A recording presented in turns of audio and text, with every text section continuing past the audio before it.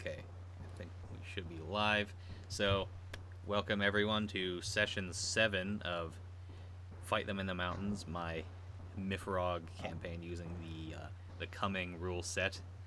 And to recap where we were from session 6, we had like a 2-month time jump from where one of the party members who is not present today, Joseph Breckenridge, was woke up from his coma, having lost his he'd taken a bullet to the face and lost his left eye, and they once he had woken up from his coma, he and the other 2 party members were informed that they were going to be transferred to another Appalachian resistance movement, encampment somewhere further south, into the mountains of West Virginia. And during that night, somebody attempted to assassinate Mr. Breckenridge in his bed in the infirmary. He'd mentioned something about somebody was coming and that they were going to level the facility flat, basically. And that kind of accelerated their plans to depart for their new home. So they left during the night. It was a somewhat rocky journey there. They met a very strange creature very briefly, but other than that, it was a pretty uneventful journey.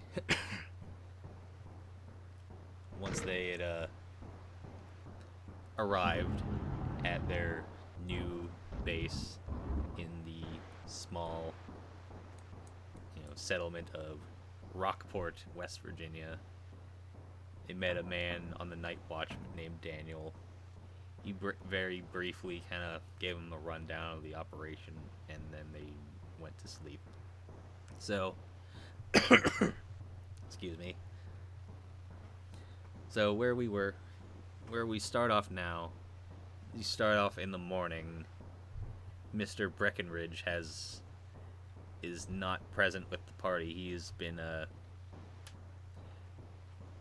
is off with a group of men who are doing some hunting. Since this camp is kind of out there, it's not very close to any. It doesn't have the best access to fresh food, so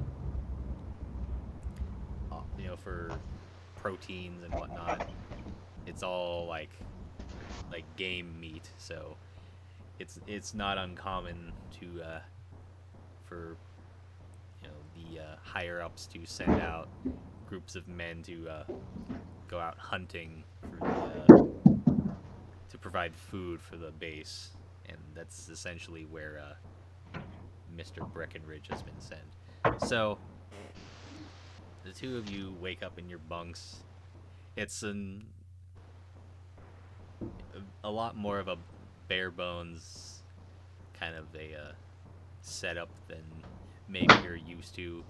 It's just a basic bunk bed and some foot lockers underneath with your names on them, just kind of probably scribbled in there with like a marker of some sort. So you wake up, it's probably about 8 in the morning, so the sun's definitely up. What does Fernando and Will do?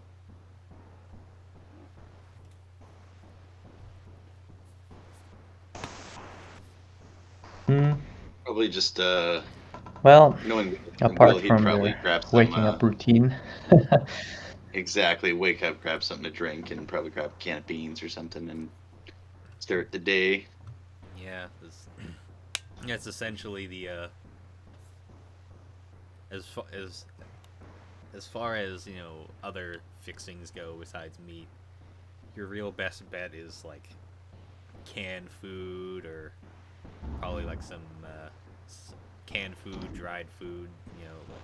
Things like some MREs that had been scavenged from you know military sources. Maybe like you find some herbs like somewhere out in the wilderness. But yeah, pretty much like Careful with those. yeah, it's so you just go through your normal wake up routine. It's a pretty laid back much more laid back kind of a camp as opposed to the one in Weirton. So you just kind of hang out by your bunks, you get yourselves dressed, and a few minutes later. Well, I'm sorry.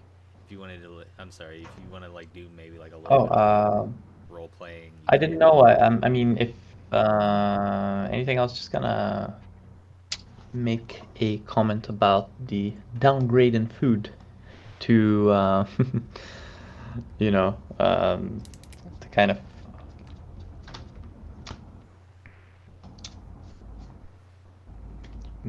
to make note of the difference. But apart from that, nothing else. So you may like continue whatever you were saying. Yeah, I can, but it's like, I would say, I would rather you kind of role play that out. Just have like a little. Well, Will's just gonna listen to his comments, and he's just eating his beans, just eating his can of beans, and he's just thinking about all the horrible prison food he has. And he's like, yeah, it's not that great, but it's not as bad as it could be. Should probably get started. At least we have food. Be a lot worse. Yeah, we're not starving at least, but it's kind of probably why people go hunting here. I'm getting sick of the beans and all the endless rice every lunch, but hopefully they find something like a deer or a rabbit.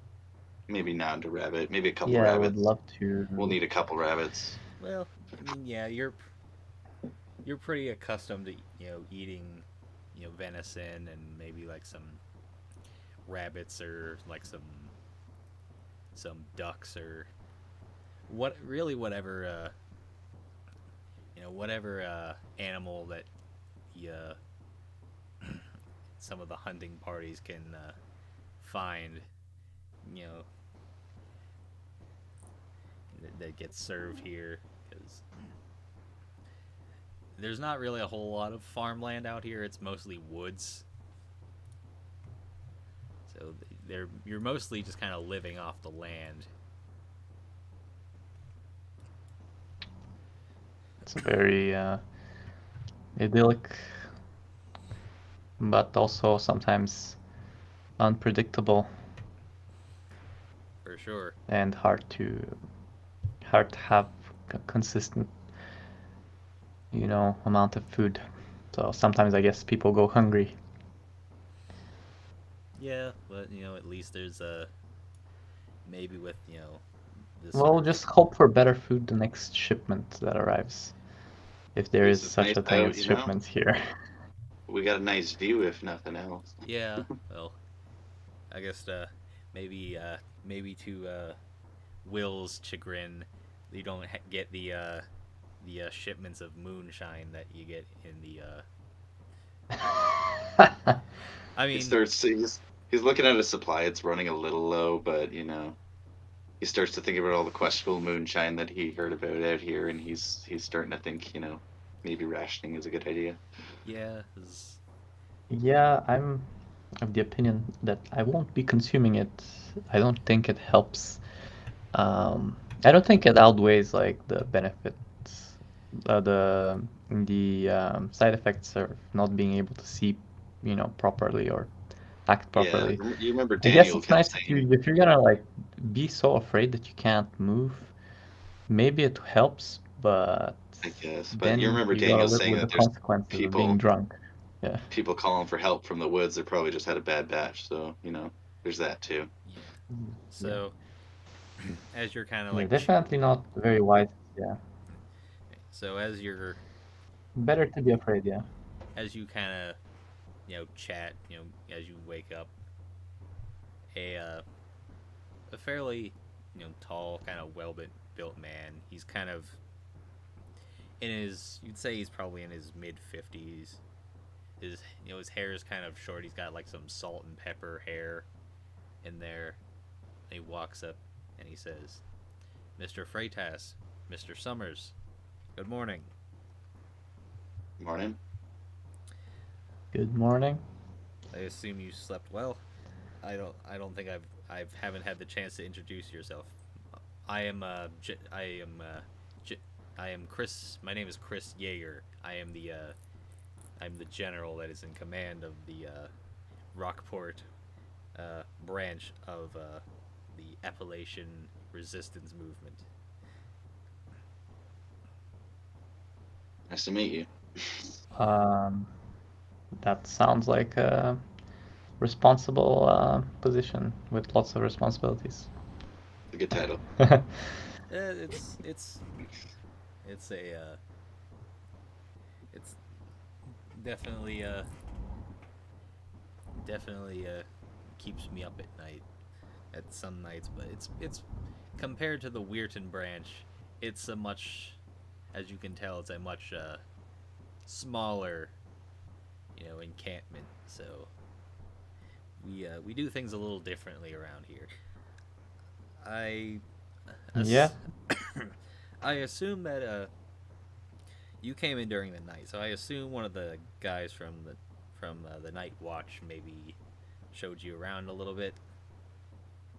Yeah, Daniel was super helpful. Yeah, he was trying to show us the room. Yeah.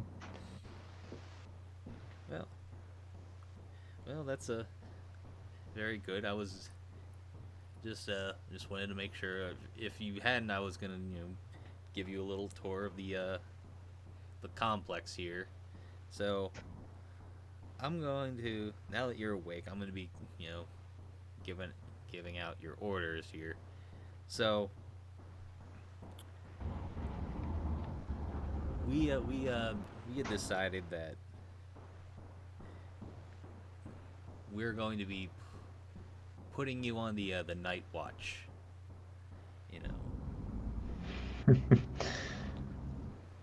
I know you just came in through the night, and we heard you had seen some strange things on along your journey. So I understand if you're maybe a little It was the reluctant, moonshine, I'm telling you. Well, and there's some big critters in those woods out there. Yeah, there are some pretty weird things, but I hope we don't run into any more.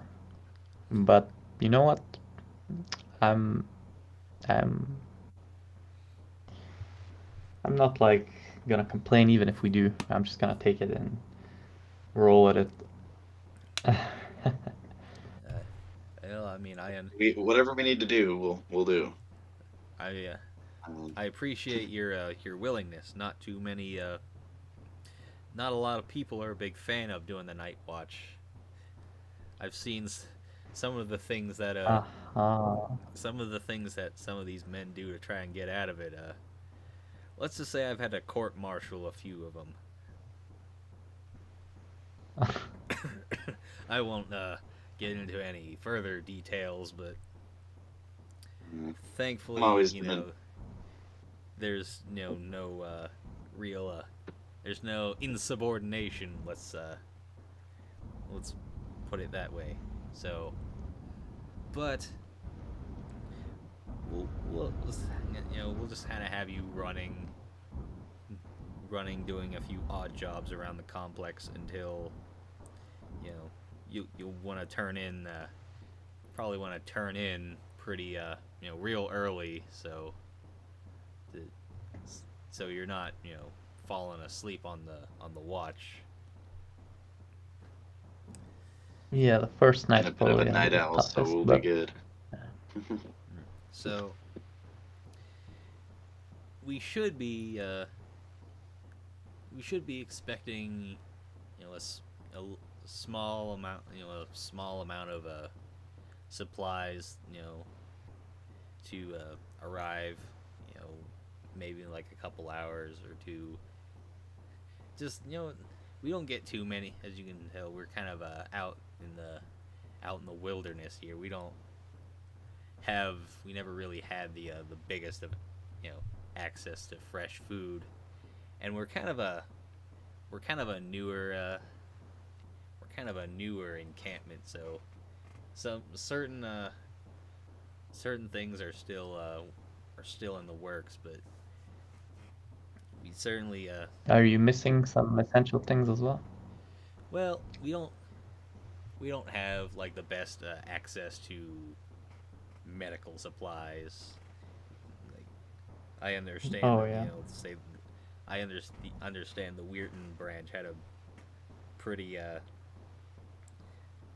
pretty I don't want to say top notch, but pretty good infirmary setup here. I mean, we can't really perform like major. We can't really perform like some major surgeries, but we could certainly patch you up. Patch you up Hmm. if you got So the dinged up a nearest little bit. hospital or whatever medical place we could go to would be He's where saying we don't get came from, shot. right? Do not get shot. Yeah, it Yeah, was well, definitely try to not get shot, but We're a long way from we're a long drive. yeah, it's definitely a long drive away from any medical facilities that might even still be open. yeah. And right now we're pretty far away from the front lines, which is they which is why they moved you down here, because they were worried worried about a Soviet counterattack after you know wrecking their wrecking the Moundsville Penitentiary that they've been using. Oh well, that happened. Haha. So they might be. It might seem like a bit of a stretch, but you don't. We don't necessarily know just how fast these the Soviets might try to push forward. So that's partly why why we have like the night watch and any of our other patrols to watch for any Yeah. enemy movements. So for the night watch, we don't have too much in terms of supplies there, but I think we could scavenge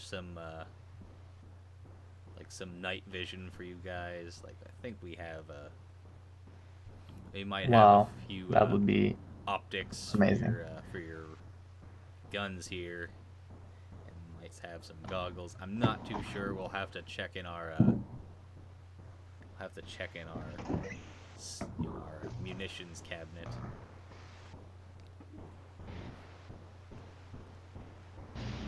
Well, I'm looking forward to our first night shift, and hopefully we don't see anything unfriendly walking around these areas. And even if we do, we'll make sure to report and take adequate steps after. Um, but who do we report to? Do we have a way to reach somebody in camp? Oh, we will. You get all the people on the night shift. You'll have walkie talkies to communicate Okay. amongst each other, and if you absolutely need to, like we do have some you know, so, just like some commanders, just below my rank that'll be sitting on the night watch too. Hmm. If there's something absolutely dire, you can get in contact with him so that Yeah. we can raise any alarms. Yeah, so I assume we're part of a team uh, that's a part of other teams. So it's like a team night watch that is split into a few sections, and everybody's patrolling a certain area. What area would we be patrolling? We so how we usually do is we have one man, manning the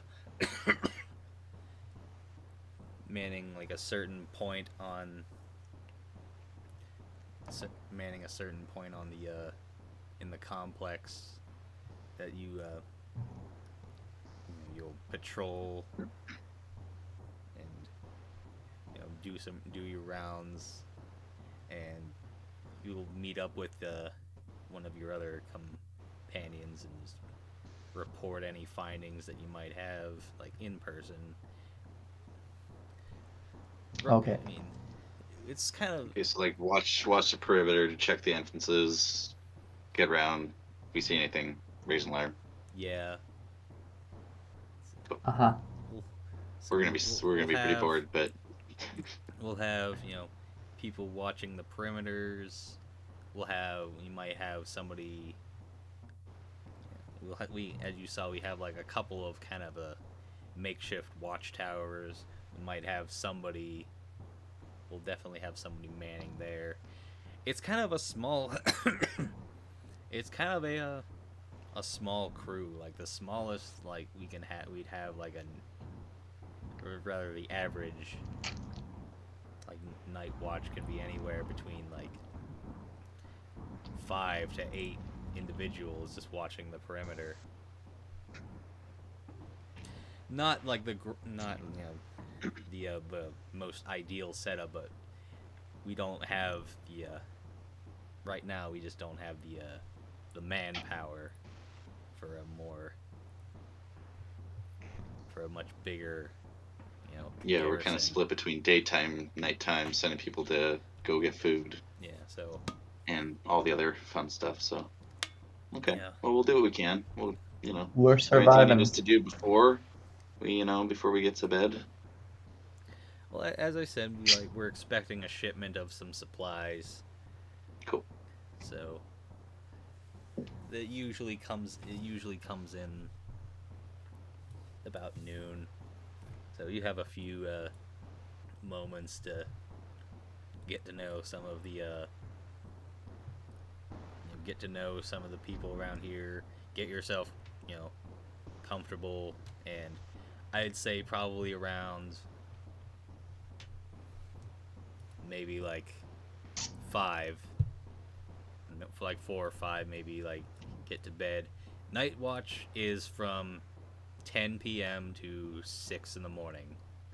So basically by dawn is when you would when your shift would be over, and you would swap out for the day, for the day shift.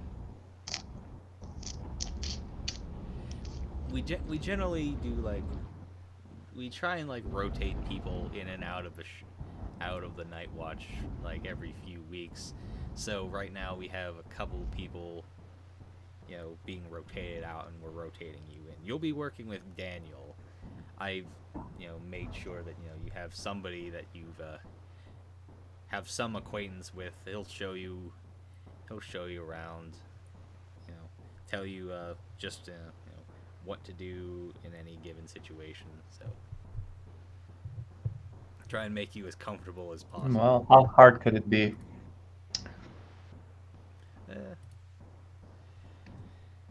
Some people say it can be kind of boring, if you're some of the more skittish people.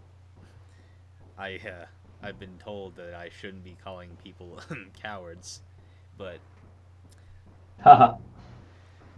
then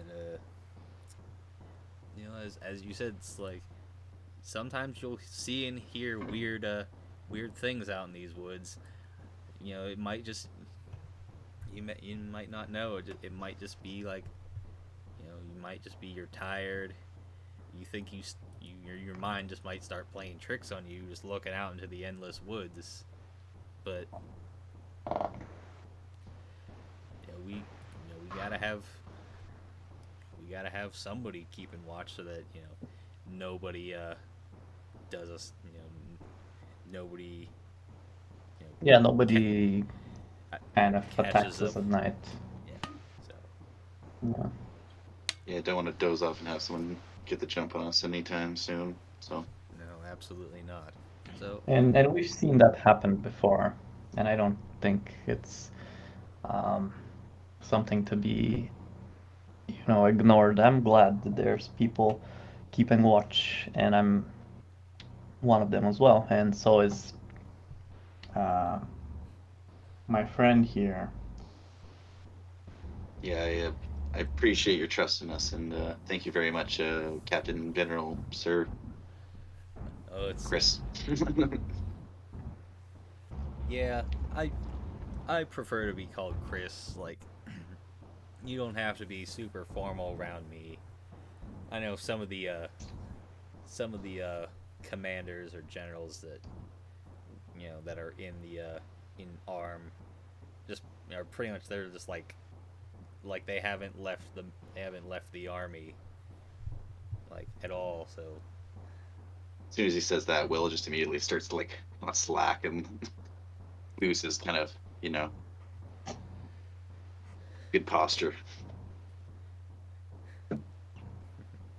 so well you know since you guys are up, you know I'll let you guys go. You know Okay, pal, so yeah you we'll go. We'll go for a walk. We'll check all the entrances, kind of meet the guards if they're just guards just patrolling there. Say hi. so as a you know General Jaeger dismisses you, you're gonna head out of your barracks, and you're going to. You said you're gonna like talk to some of the guards. Just introduce us ourselves because I'm sure they kind of switch on, switch off with nights too. I'm not sure how that works, but I'm sure we'll see them at some point. So Okay, so you walk out of your barracks and you come across like a group of. Shit. Lost my D4. Oh well, I'll find it so eventually. Shouldn't be. Don't don't like step on it. It's gonna hurt. yeah, those hurt. Those It's hurt real okay. bad. It's okay. I'm wearing boots. The Oh, D4 okay. will find a way to go through the boot. Well, I would hope not. But anyway, so It's you one come. tough D4. Yeah, It was four side out. yeah. You come across one guard that's kind of walking around. He's carrying around it's actually a captured Soviet AK. He's just kind of carrying around. So you guys can kind of role play that out. I'll walk up. Like, hey man, nice gun. Like, good capture. Oh yeah, these things are kind of definitely a status symbol because I just pull up my Makarov and kind of show that. Be like, it's not as nice, but oh you found one of those like where'd you get that? uh, out of that prison raid that happened not too long ago. Oh yeah, I heard about that. So I understand. So you were you did you take part in the raid or were you in the prison? But I was in the prison, but I managed to take from a guard and kind of take a couple shots at them. So tried to do what I could. nice. I got this thing from I was like a little further north here towards Wheeling. I took this from some of those AWP dogs. I don't necessarily want to call them militia because they're just a bunch of college kids. They don't really know what they're doing. They're honestly just pissing themselves scared, but I think you're better suited with the gun. You Well, probably can use it a little bit better, and with a better cause too. So absolutely. it's kind of sad that people from here are fighting for the enemy. It's quite demoralizing. Yeah, it's definitely very saddening, but from what I understand, like a lot of these college kids, like they got like these Marxist professors that are indoctrinating them, swaying them to the ways of the red menace. poor kids are too young to know better, and Yeah, certainly. kind of feel bad for them in a way. But Yeah, it's like we gotta do what we gotta do, right? Yeah, it's like I can't imagine any of these kids even held a gun at all, let alone like shot one. So what are all your names, by the way? Sorry, I'm Will. This is my friend Fernando. We're pretty Uh, new. My friend Joseph's just Yeah. out hunting with the rest of you guys, so he should be back. Oh yeah. I met Joseph. Yeah, we came as the three, I met but we Jo- split Yeah. He's a good guy. He's got a for a now. little bit of a scar, but don't Oh hold that yeah, against him. I met Joseph. I was definitely struck by his eye patch. Yeah, he's a real hero for that, though. Yeah, he told me the story And about. it's even more shocking. Yeah, it's even more shocking. It didn't look like that. Yeah. A couple centimeters more, he would have been right dead. Yeah, it's like that's honestly incredible. He's absolutely lucky to be alive. The name's Logan, by the way. Logan, pleasure to meet you. All right, so I'm just part of the. Nice. I'm part of the day watch. Doing my rounds around the perimeter.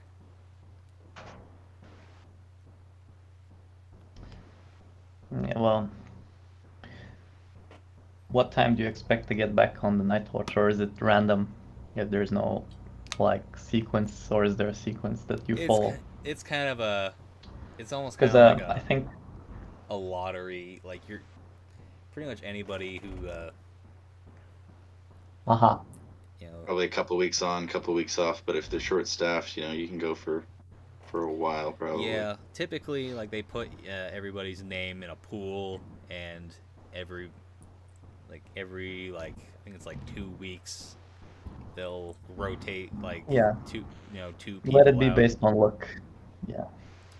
And then if you had just gone on in good in more ideal circumstances, the people who were just on the night shift kind of they're kind of taken out of that pool for a couple weeks before they can get rotated back in.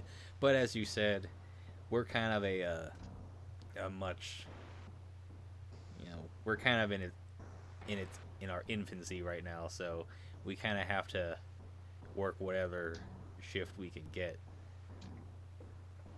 Nice to see the sun shine when you can.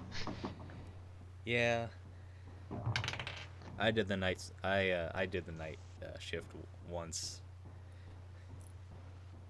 It's it can be kind of boring. Oh yeah, what? Yeah, did you get scared? Get scared? Yeah, did you see anybody kind of messing around, or like what's it like? Give us the details. On good nights it can be kind of boring, like you just kind of listen hearing the crickets going. But yeah, I've had a few we've had a couple a couple of our men get spooked during the night. Like they say sometimes like you'll look through, like, if you're lucky, get like some night vision, scope or goggles. Like sometimes you'll see like a bear or a wolf like through your scope. But sometimes like you'll see and hear like something that like you can't really explain.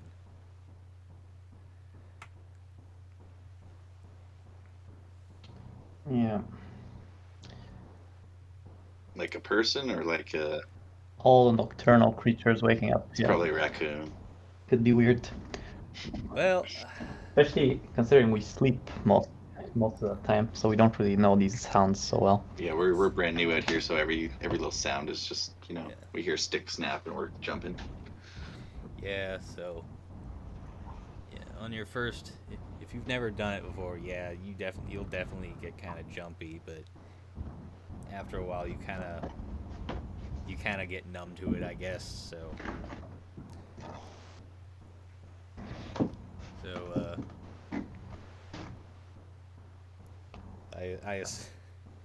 is I is this is your first day here, right? You came from the Yeah, Weirding branch, right? we just got in the other night. Yeah. Well, I'm welcome here to Rockport. It's a pretty modest here. We're kind of definitely kind of a very close knit kind of group here. Like as Mr. Your friend Joseph here, he's with the hunting party out here because we kind of have to live off the land while we're out here. So, but fortunately, we have no shortage of men who know who know how to hunt.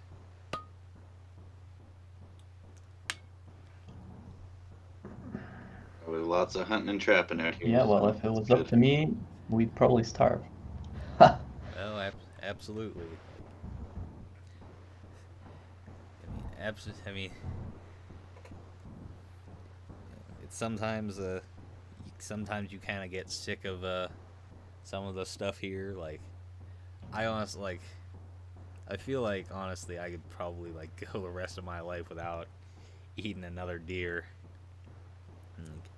But it's kind of. I was kind of hoping for one, but Well, I mean, I'm sure it gets old really quick. it does get old, especially if you got somebody who isn't the best at preparing it. But There's so many spices out here, right? You only have salt and pepper, I'm sure. So maybe not even the pepper or salt.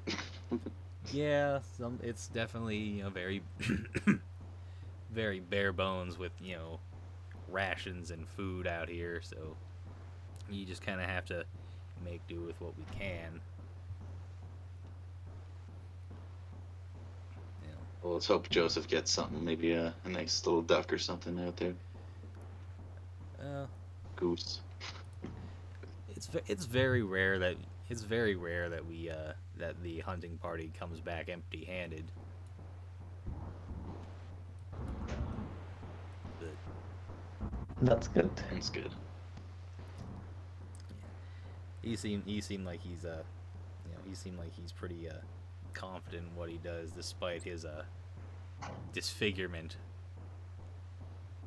He's a good guy. He's a pretty good shot too. So I don't think he even understands. Like, I don't think he realizes, which is really good about the appearance thing. I think he just forgets about it. He has a mental image of himself before that, so it's not like he even acknowledges that he just is himself before that in his mind, in which his is a mind, good thing. he's whole.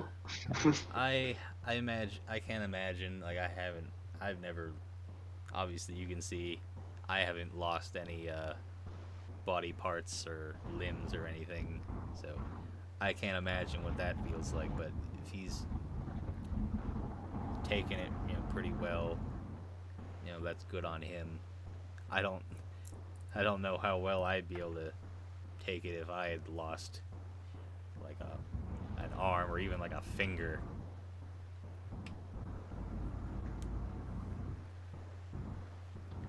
Well, depends on what kind of a person you are. Yeah, I'd be drinking quite a bit more here, but that's just me. So Oh, yeah, I saw you.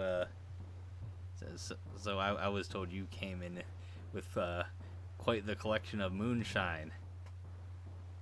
got a little bit here. So after you're done your shift, just pop over and see me when I'm waking up for my shift. And I'll definitely hold you to. I'll definitely hold you to that. Like, yeah, if you keep an eye out and you ever see any more fun things to drink, just send it my way, and I'll try and trade something for it. yeah, sometimes like we get moonshine out here, but some of like the like the stills, like they're kind of very crude setups. For Probably obviously all who for you know, right? a lot of these people out there, they put like what a bunch of weird like chemicals in them to make a make a product, and they're not even like drinkable. Like some of the stuff like you whiff it, it's like, yeah, I'm gonna die if I drink this, so no thanks. Well, if we ever run Yeah, across some of that well, stuff just sitting out in the forest, a little stash of moonshine, maybe we can make some improvised weapons with it. But that's probably all it's good for, starting fires. Honestly, like honestly, that's probably all it's good for. But I mean, now that it's now that it's starting to cool down here, we're not really at any risk of starting any forest fires. But I've heard some of the guys around here, they try and make a they call it mead or something. Like they get like some honey from like a beehive somewhere, they put like some yeast in it, put like some yeast in like a milk carton, and put like a balloon on like the top, and they yeah. make some booze. Yeah, well, the other way is to Seems just like a lot of ferment, work. ferment fruit. Maybe if we had some apples, do that. Here you can make cider or something. Make a little cider. Yeah, like I've seen some people like come across like some some berry bushes, like some blackberries. They try and like mash that stuff up and make some sort of something. 'Cause, you know, I would honestly love to just like sit back and crack open like a nice cold beer, but Those you are know, fun these days. those are kind of hard to come by anymore. And that's why we should make one and sell it for, I don't know, we'll see for what, for something else we need. Uh, If if you folks like start up a little still or a little brewery on here, you will be gods amongst men. Yeah, amongst people that love beer only. We can trade But up some that's everybody, isn't it? fancy weapons and gear. I can tell you that. Yeah. Well, that's certainly something that's in short supply, and there needs to be more of that. But sure, people will fill that void very quickly. It's only just like a temporary thing, this shortage. I hope. So too. You never know. We We all might get hope. We all pray to the lucky. beer gods. We need to stumble across a cellar with a nice little wine cellar in the bottom. Perfect. Yeah, for that we need like vine Hopefully a stocked fridge trees, too, but stock pantries. So Enemy no, the Logan, we won't mountains. tell you up too long. So as you're as you guys are kind of like shooting the shit, the radio that Mr. Logan has crackles, and and it says, Ra- Ranger Logan Wells, and to which Mr. Logan replies, "Yep." He's like, that's me. Like, what do you need?" And basically they have a little conversation saying that the delivery, like the resupply like truck, is here, and they have kind of like a makeshift. They have like a little gate across the road to keep unwanted vehicles out, and they need him to open up the gate. You just come with there, Logan. Yep. I assume that they assume that you're gonna be helping unload. Yeah, we might as well learn the drill now. So Oh, it's not too bad. So yeah, just follow me, and he'll walk down a little further west down to this gate, and you just see a kind of like an old Chevy van, like a cargo van, at the gate. He opens up the gate, and it purrs on through. Drives for maybe like 50 feet before parking by a few other vehicles, including your famous camper van. We'll say it's famous.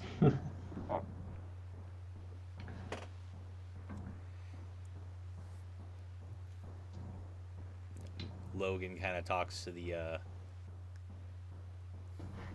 guy who drove the van.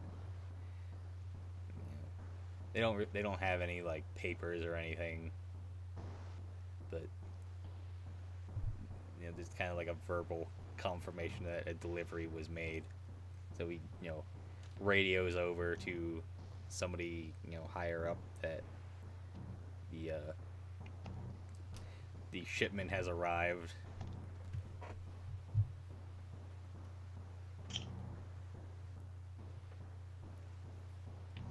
perfect. I'll just kind of keep my eye on the vehicle. Seems like Logan's kind of calm and used to the situation, so I'm not too on guard. But still fairly new, so I'm keeping my alert up as much as possible.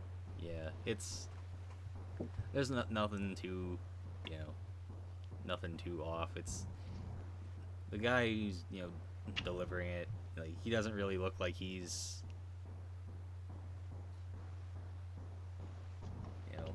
of any draws too much attention. You can definitely tell that he's part of the armed militia, but he's just driving like a kind of an old Chevy van, like a cargo van. It's kind of started to rust a little bit, but it's still in pretty decent shape for what it is. So, guy opens up the back of the van, and it's packed with a variety of different supplies. You can make out a few crates full of some canned goods, some little boxes of ammunition that you might buy from like a sporting goods store.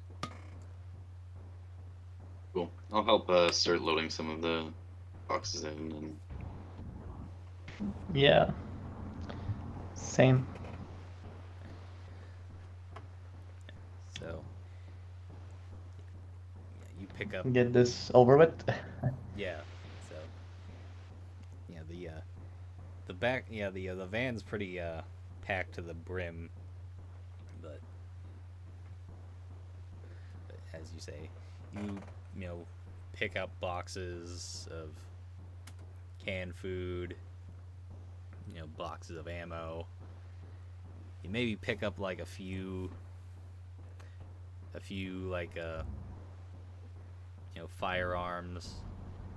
You come across maybe some semi-auto rifles, some handguns, maybe like the odd captured AK,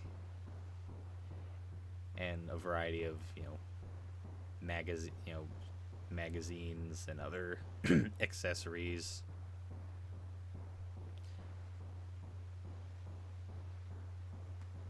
Sounds like all the stuff you might need in a situation like ours is in this van.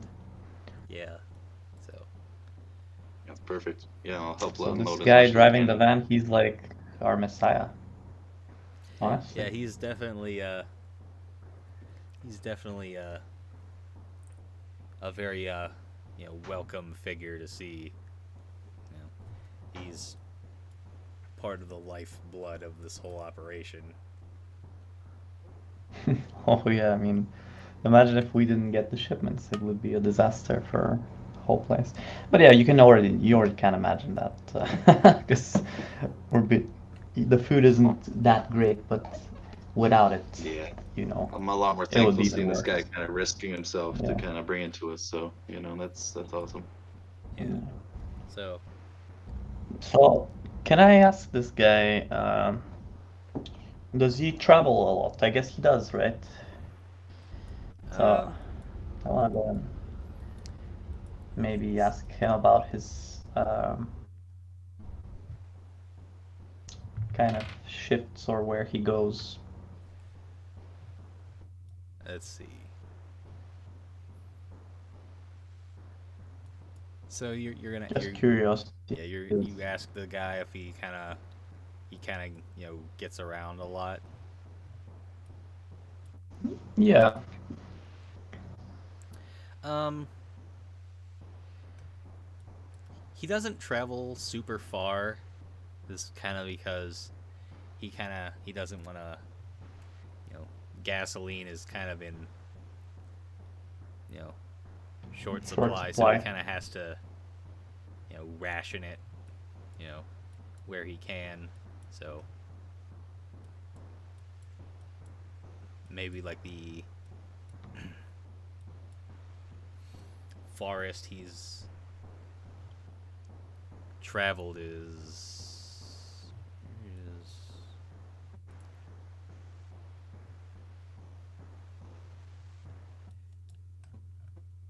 he's maybe traveled basically as far as you know Weirton, where you're from, but he generally sticks around the general area, kind of taking Yeah, well, the kind of work that he does. kind of Maybe is a makes me little. think. He kind of gets the food from maybe kind of, I guess, questionable means. He basically says that sometimes he'll have to basically break into like abandoned houses and go through like the pantries and hope that there's some edible food. Yeah, I Scrounger. mean, I was wondering if he doesn't produce it himself. He obviously takes it from somewhere. Um, and so do we, and the same thing about the fuel.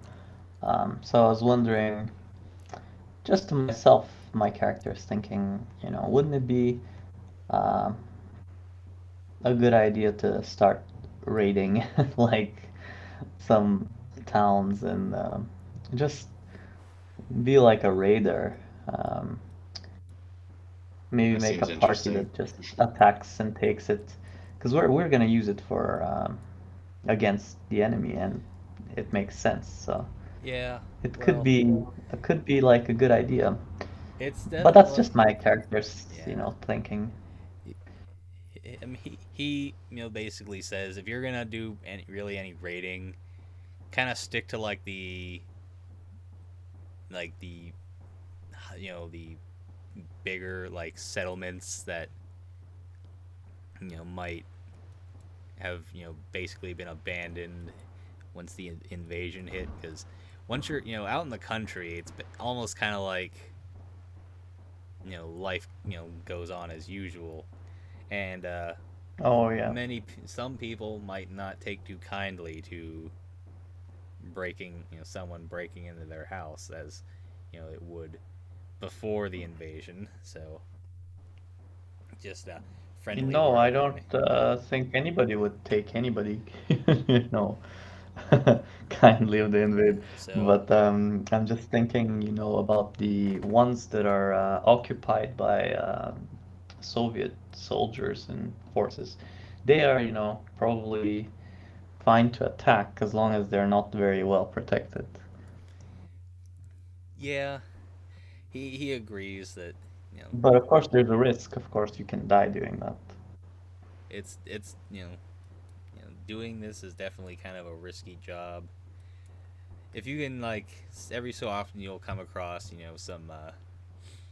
some individuals that are basically willing to trade certain goods for Yeah, others, which is he says that this is how he gets some of like his some of like the arms and some medical supplies, you know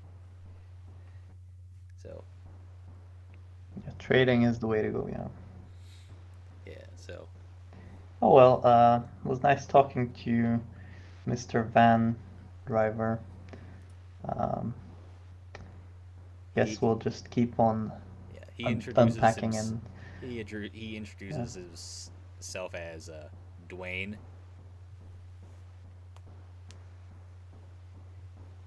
and Sweet. Well, be nice seeing you around more often, but that might not be the case. yeah, he tries to. Yeah, he says he's pretty reliable with his deliveries. He tries to come in about you know, every 2 or 3 weeks, Yeah, just to keep the whole place that's running. reasonable, yeah. Yeah.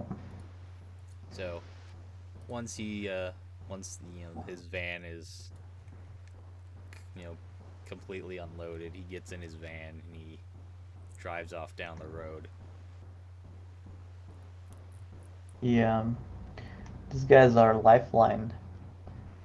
He's a cool dude. Yeah, and Logan Yeah. basically says, yeah, he's definitely a very welcome face. He's the Weller man to he's like the Weller man to a ship out in sea.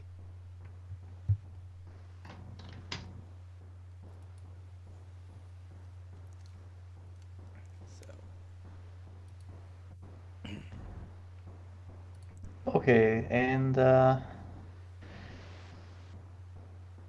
guess it's still the daytime, isn't it? yeah, it's probably took you like an hour to unload the truck, and also walking up. Let's see, also you know walking up the road, you see another group of men that you can very clearly, even from a distance, see that they're militia members, and they're carrying. You can see them carrying the carcass of a very large deer, you know, over like a large Ah, stick. as expected. And as We're much gonna be as eating something else than canned garbage tonight. Or today, even. yeah, so yeah, I the look over party. at Logan and probably just see his face kind of drop as soon as he sees the Yeah, deer. he kind of cringes a Alright. little bit seeing another deer kind of coming in, but he they didn't just bring Oh, he.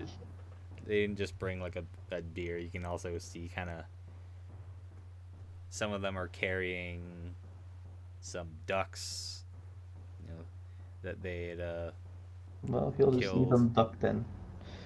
a couple chickens, and other like game birds.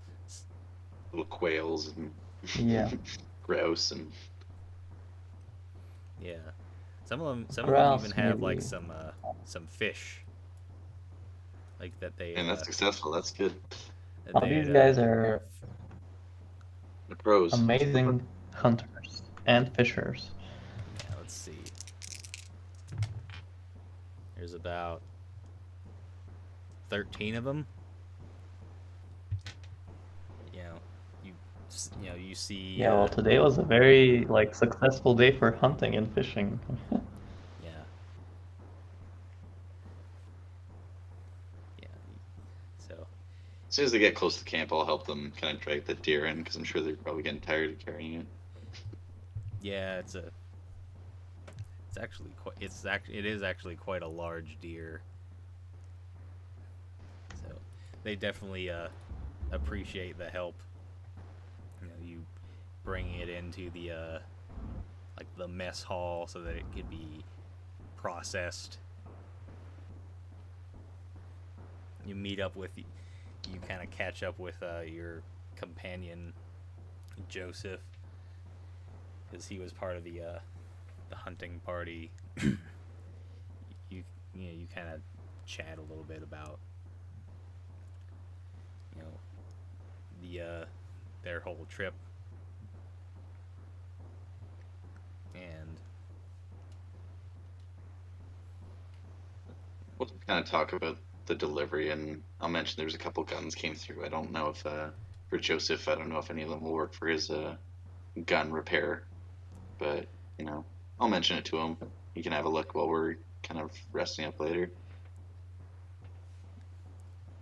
yeah he Yeah, well, I guess if anything, we saw that we're not gonna be starving, and um, I don't know what time would be suitable for us to uh, sleep at the daytime because we need to be up at the nighttime.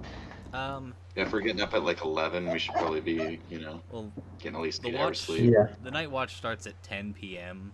so you'll probably Oh, want okay. to get up at like an hour beforehand. So maybe like In bed around like 1:30. yeah, someone like that If like you need like 8 hours, yeah. 8 hours sleep, 1 o'clock brings us to like 9 o'clock, and then an hour to get up, get ready, brings us to 10. yeah, something like that. So you basically But we still have some time. yeah. So you pretty much tell them that you got put on the night watch, and he's just gonna be kind of part of the hunting parties and basically kind of assisting with like any sort of like maintenance work, gunsmithing, giving his experience with tinkering with things. They were very well impressed with his MP40 that he put back together. So I'll kind of be admiring it too because it's sweet. yeah, it's It's getting polished up nice a little bit now. yeah, especially like some of like the maybe the elder ones that are you know they're war veterans that they've probably seen some other you know you know war trophies that got brought back that some of them they can't really use in this situation because they just don't have the ammo for it. Like say you get like some Sturmgewehr rifles that you just can't get like the ammo for it. It would be useful to have, but the ammo supply is just not there. Ammo's the hard part. Yeah, exactly. Even if you have gunpowder, it's getting cases, getting all the Yeah, so yeah, pretty much just like things that are 9 mm, 223 45 ACP, 30-06 or 308 are pretty much like the most common, calibers that you'll be able to find. But so yeah, you kind of talk about like what's going on here, and then you basically say that you're just gonna you're gonna have to get ready to get to sleep real soon, even though you're probably not really all that tired.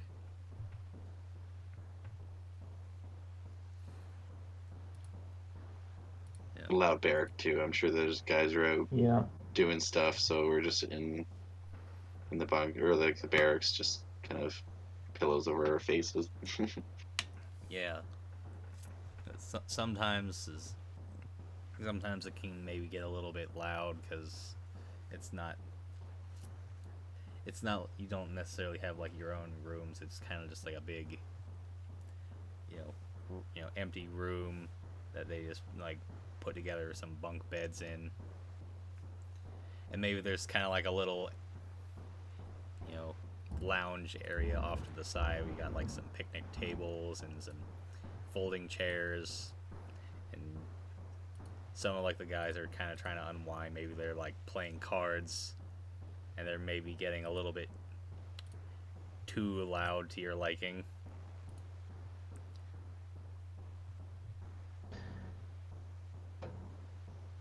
Yeah. I'll just ignore it, even though I'm getting like no sleep. Okay.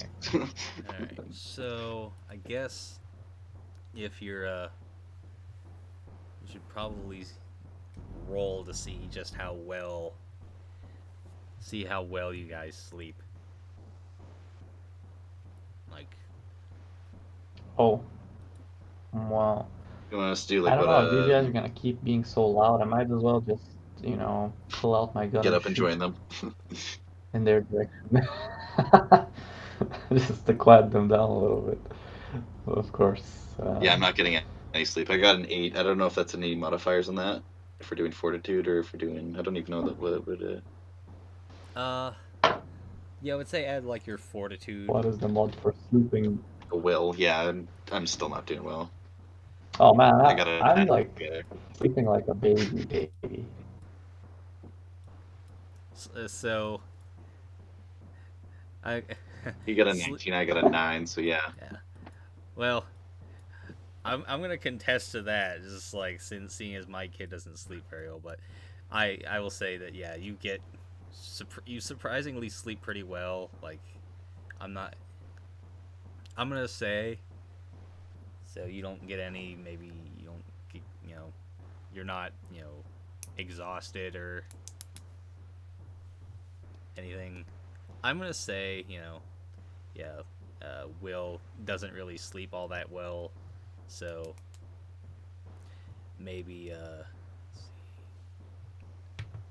Maybe he had like what are these called? Ticks in his bed. Oh, yeah, we could do it that way. We could do if we have to roll later to stay up, just a higher degree of difficulty for me. I don't know. yeah, say kind of have like a minus.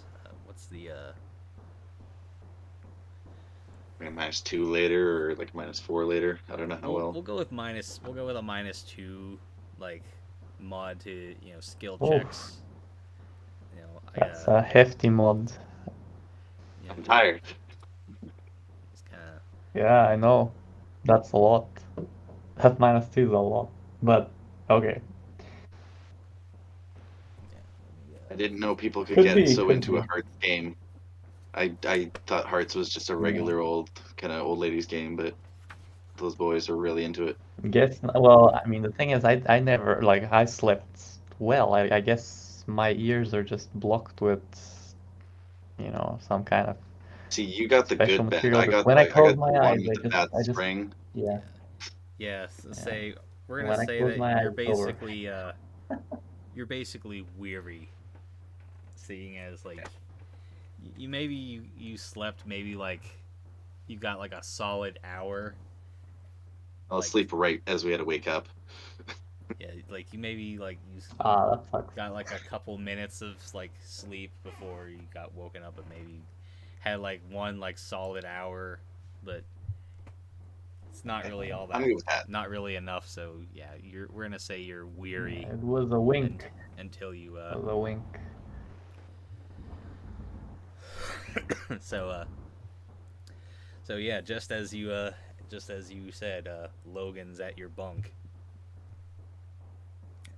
Seeing Like as 5 more minutes. Like, you basically promised him, he's like, oh, it's like, I know, man. Like, yeah, it's time for you. It's 9 o'clock. It's about time for you to get ready for your watch. So, you still good with sharing some of that the good stuff? yeah. I'll give him some as I like immediately get up out of bed so that I don't fall back asleep, because if I lie in bed any longer, I go right back to sleep. So Yeah. So I'll share some. he'll take a few swigs of the out of the mason jar. He kind Watch of out, like, it's strong. yeah, he kind of like coughs at like the first sip because of how like potent it is, and then he kind of gets used to it, and he takes like a few more sips before giving it back to you, and then he'll start Rest getting, easy, Logan. We'll try and keep you safe tonight here, bud. yeah, good luck to you guys. We'll just watch him like kind of Yeah. stumble back to his bed. Well, sweet dreams, and have a good night. We're gonna have a interesting one, as it's our first one, I hope. Okay, so Ah. you guys get dressed, you get your weapons ready, and Daniel walks up with a couple other guys that you haven't really met before, and he's like, ah, Fernando and Will, you got the short end of the stick, and you're on the night watch. Yeah, well, doesn't phase me much, but my friend hasn't had as much as a wink. Let's be like yawning the whole time that they're kind of just Yeah, wake it up. Yeah, sometimes you'll sometimes like you don't get like the especially like if you're like just getting you just got switched over. Sometimes like it really throws your sleep schedule off, but it gets a little better. So this is probably be like the worst of it. And yeah, some of the guys on like the Yeah. day shift I can get a don't little suppose we rowdy. have any caffeine drink for my friend. Let's see. Roll a d20 for me.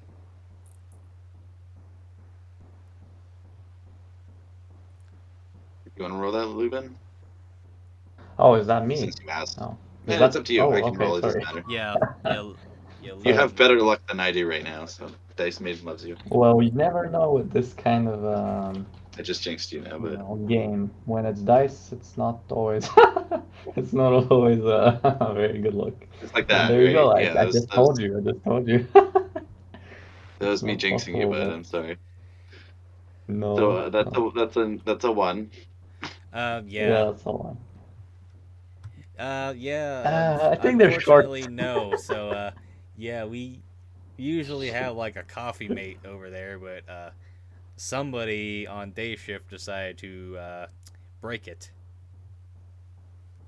I'll Ah, just walk up and like grab the coffee that's just our beans, luck. and then as I'm lifting it up, there's just no coffee beans in there anyway, and I'm just like, well, It doesn't matter if it was broken. Yeah, We're it's just out of like coffee in general. So It was a good idea. Would decanter, have helped, but like the little decanter you so can see is that's like not.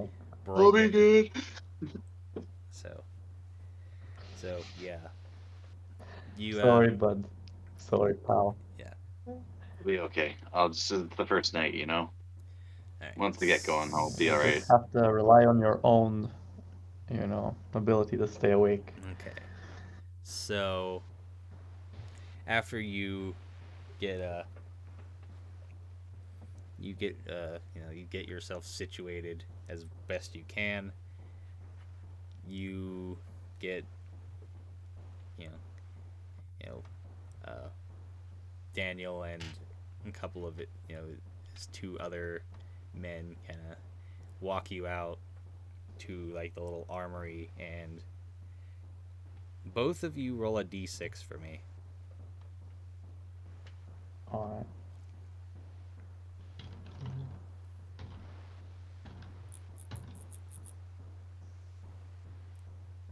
That's a 5 for Lubin and a 6 for me. Okay, so you're both gonna get issued some form of night vision.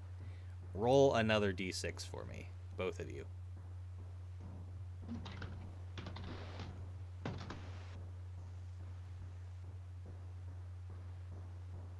That's a 4 for Lubin and a 2 for me. So you William got a 2 and Lubin got a. Fernando got a 4. All right, so Yeah. they find a like a night vision like scope for your weapon, uh, William, and Fernando. Not only do they find you some like a night vision optic too, you also get some night vision goggles. So you don't Cool. get like So the. what? I'm basically going to. So I got goggles, scope, and that's it. Yeah. So basically Okay. it would negate any like negative like for perception. I believe that's how I think that's how it is. Well, that's amazing. Essentially, Makes That's sense, yeah. like really They basically eliminate darkness for perception. yeah. darkness. Here I come.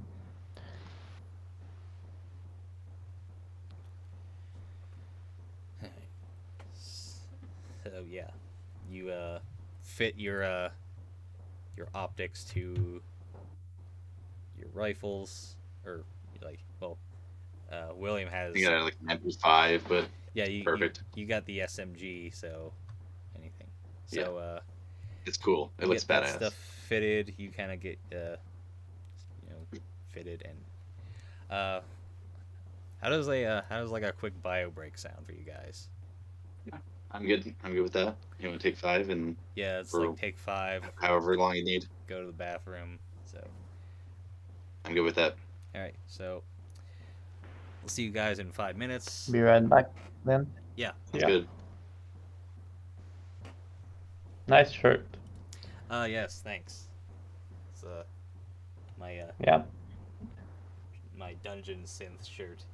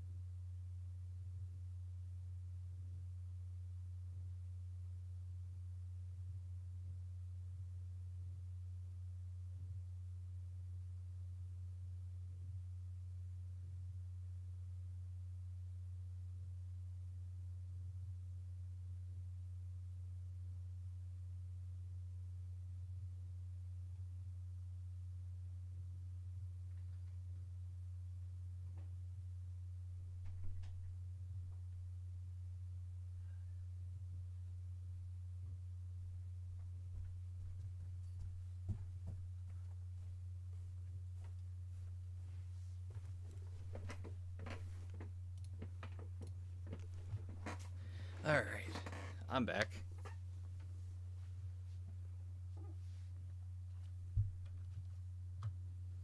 Yep, I'm good to go.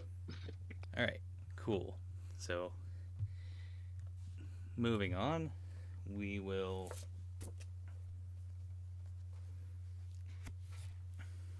be,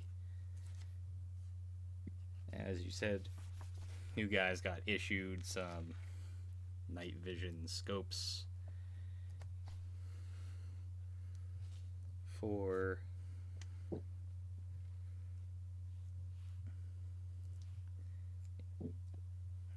for your weapons, and Lubin got some night vision goggles.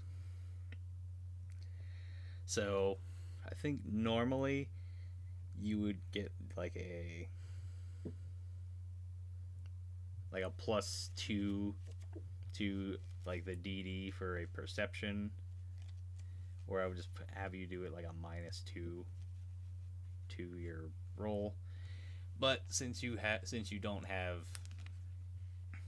have night vision, that doesn't really apply. So Okay, yeah, that makes sense. okay, so I mean, if you want, because I am weary, I could do a perception just to see how like much I do see. Not yeah, necessarily that I can't see in the dark, but that yeah, you're definitely still gonna get a -2 because you're weary. So, but you definitely don't have a you're definitely not at a horrible disadvantage. But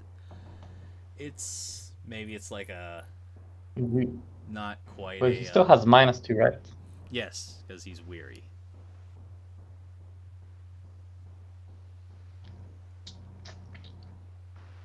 Mm. Okay. I'm hoping we don't meet any kind of baddies, because that's not a good mod. Well, no. hopefully, hopefully not. But we'll see. So, you guys get your Yeah, it's all the luck of the dice. yes. So, you guys fit your scopes to your weapons. You quickly kind of zero them in. And you're gonna get kind of sent to your kind of your stations. So both of you roll a D4 for me.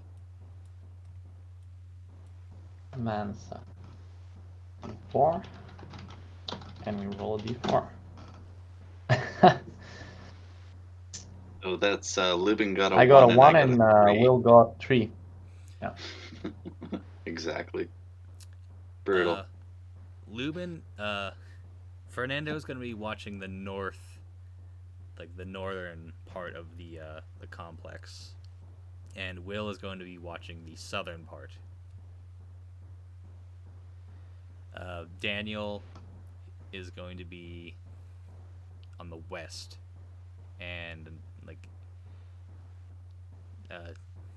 his two NPC they're both NPCs. They're all NPCs, but the two other NPCs are going to be between the east, and the other one's just kind of he's kind of like watching like a watchtower kind of in the middle of the whole complex. It was basically And kind how of like far are we spaced from one another? Yeah, like how big is approximately the complex? Let's see. Sorry to like give the best questions to the Mythmaster that are. It's like, what's the NPC's name? Those are always the Let's best find out. questions to So ask. we have a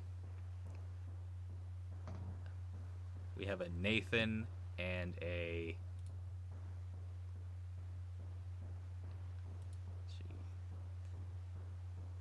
an Alex. Right. Nathan and Alex. Okay. Perfect. Cool. So Daniel, Nathan, Alex, Will, and Fernando are watching this complex tonight. You guys are kind of far apart, but you guys aren't aren't always like stuck on like standing in one spot. You're kind of kind of patrolling like a certain section, and at some point like you might just kind of like a stopping point where you might meet a one of your other night watchmen, and you can kind of you know communicate like anything that you might have seen. Like if it's like absolutely something kind of urgent, you can you all have radios, by the way, like walkie talkies. Nice. If you're kind of you know all by yourself, like you see something that might be of a kind of urgent, like if you maybe you see like some enemy Movement, infantry, like anything, yeah. definitely Okay. like call for like your guys. And I'm sure the whole camp's gonna wake up if there's gunshots at all, so. Yeah, for sure. So Okay. you basically you guys go to your posts, and it's basically what you're gonna be doing for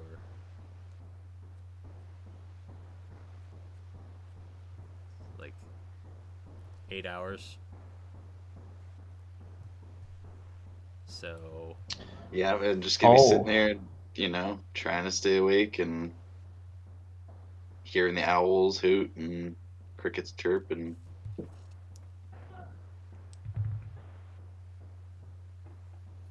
okay. I hope you're not hearing what I'm hearing. Oh,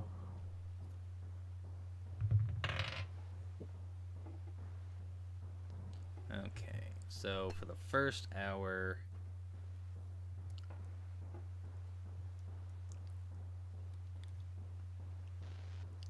you don't. For the first hour, let's see.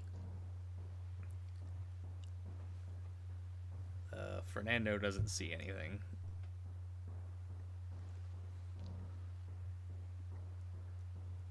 Let's see here.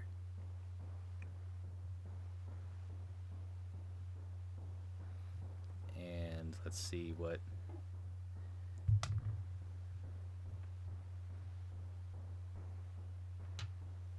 Okay. So, Will roll perception.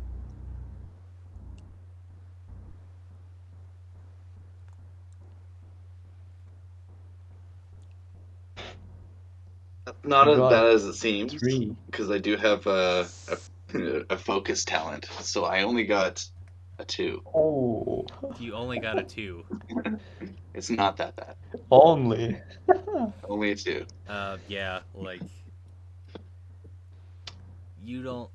You think you hear something, but you kind of look through I your was staring scope. at the wall for a bit there, and I kind of lost track of time, and Yeah, I kind of snapped to, and okay.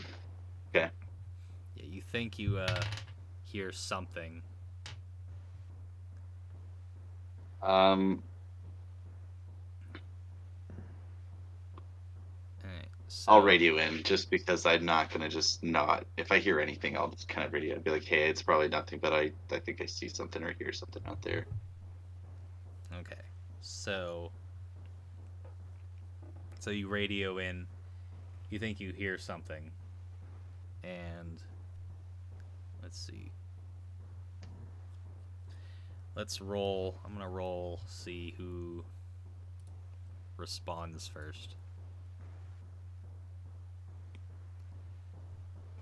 Let's see. It's going to be Nathan, one of the other NPCs. He kind of walks up. He's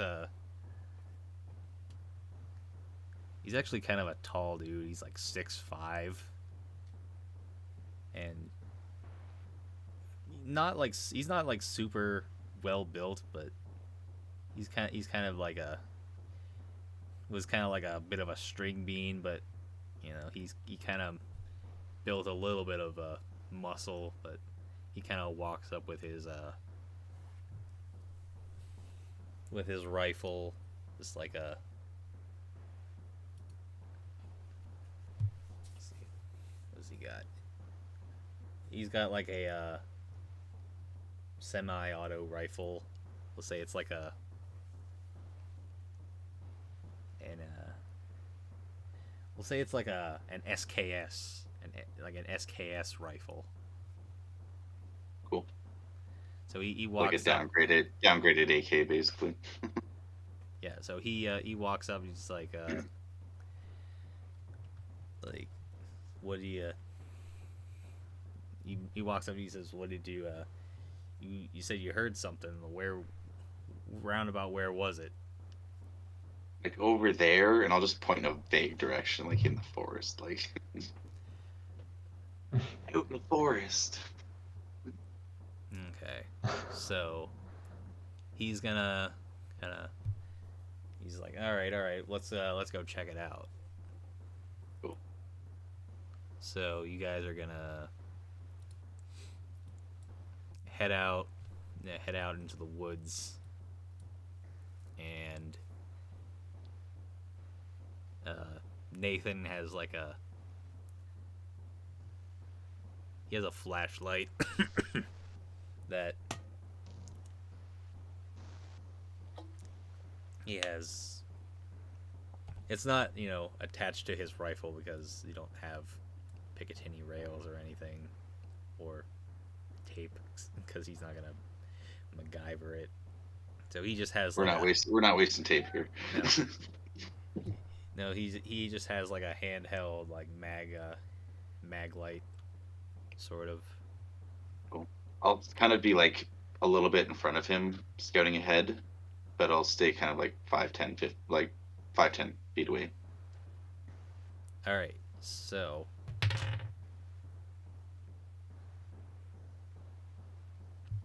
Nathan sees something, and he investigates, and since you guys are kind of like right together, Nathan's just like, hey Will, hey, come here, I think you're gonna want to see this. I'll walk right up and examine what he's pointing out. Let's see. Let me see.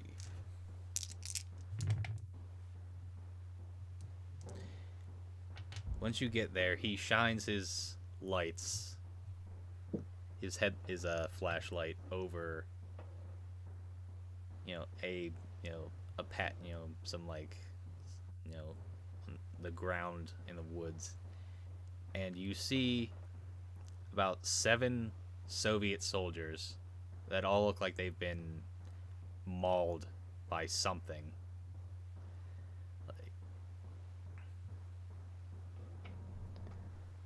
Like all like they're pretty well disfigured, but just looking at their uniforms and the weapons, definitely that Soviet, they have, definitely they're definitely mauled. Soviet soldiers. Does it look like it was like clean, like a knife? Someone just mutilated them, or was it like an animal, or can I even tell? It looks like it was an animal that attacked them. I guess I would kind of radio in and just be like, hey guys, there's I'll explain what I kind of seen. Feel like there's a couple guys out here. It looks like they got eaten up. I'm not sure what happened. Okay. Could I respond to that radio? Yeah, you can basically just kind of role play it.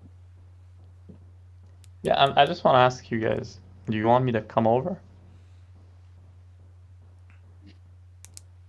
Or should I stay on my post? Much to do for it now. I'd say unless you want to come investigate this, maybe it's better. I'll just stick to my post, and if anything escalates, just give me another radio call. Okay. So yeah, because there's no sign of anything else besides these guys. So whatever over here, whatever mutilated these guys is probably still out there. All right, so Okay, I'm sticking to my post. yeah, uh, Daniel is going to respond, and he's going to join you guys, and he's gonna like walk over, and he's gonna see the bodies. Is like, God, what happened to these guys? Are they just like blood covered, or is they like? Could I examine their pockets without getting too gross? You can definitely go through their stuff. Like, Okay. I guess that's more time than I'm just spending out there, but just get a quick rough idea of who these guys are. Any ID, ammo, food, quick. let's see.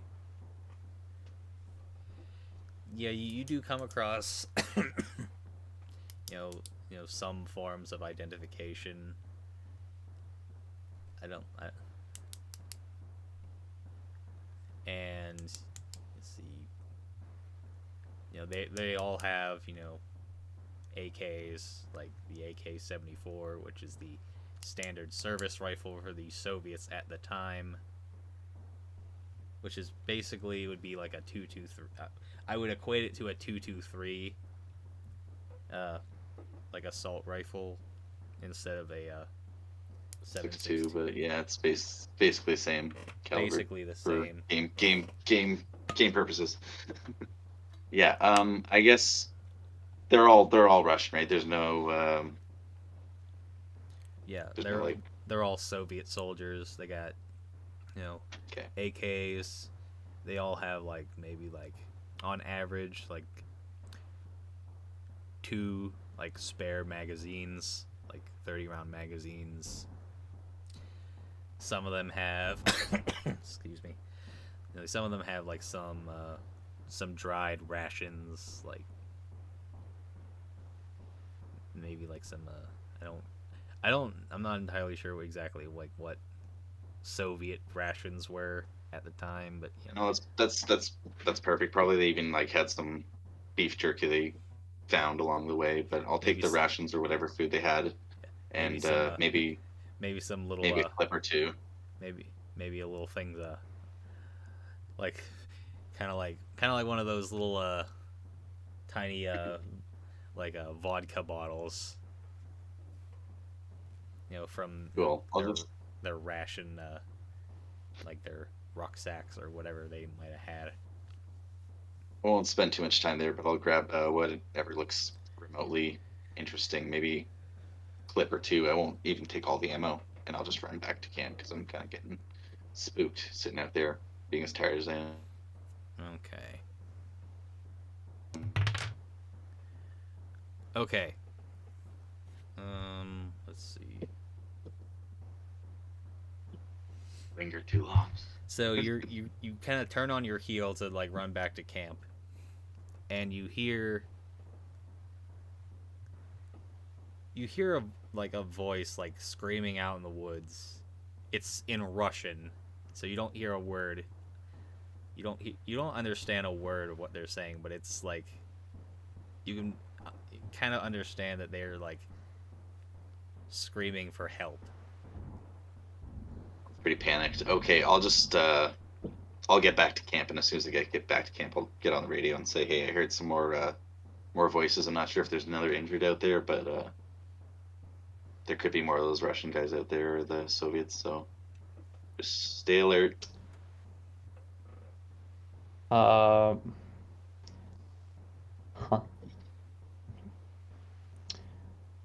You radioed that, right?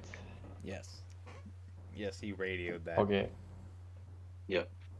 Well, I'm probably gonna head somewhere towards the noise that he said he heard, but carefully Yeah. and very silently. So you're going to join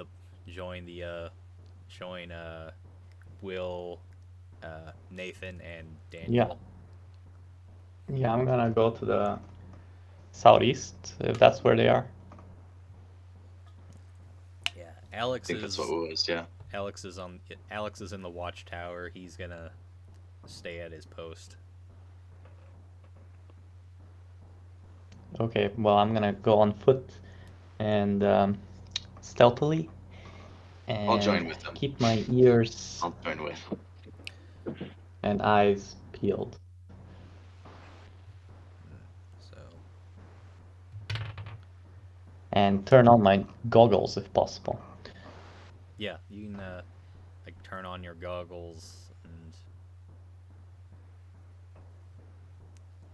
you know if you Yeah, I'll be kind of like looking through my night vision scope. I guess that's aiming for the purposes of the game, but I lose the ability to dodge. I think that's how that works. yeah, essentially. I'll just be ready to shoot, but yeah, not really ready for something to jump out at me. Okay, so I'm gonna say you guys are probably like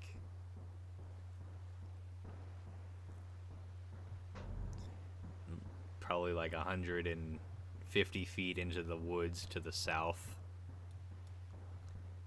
Like, so you guys are kind of like trying to like scout around the area, like to look for whatever or whoever was making that sound or screaming. And you hear like the voice again. It's it's the same voice.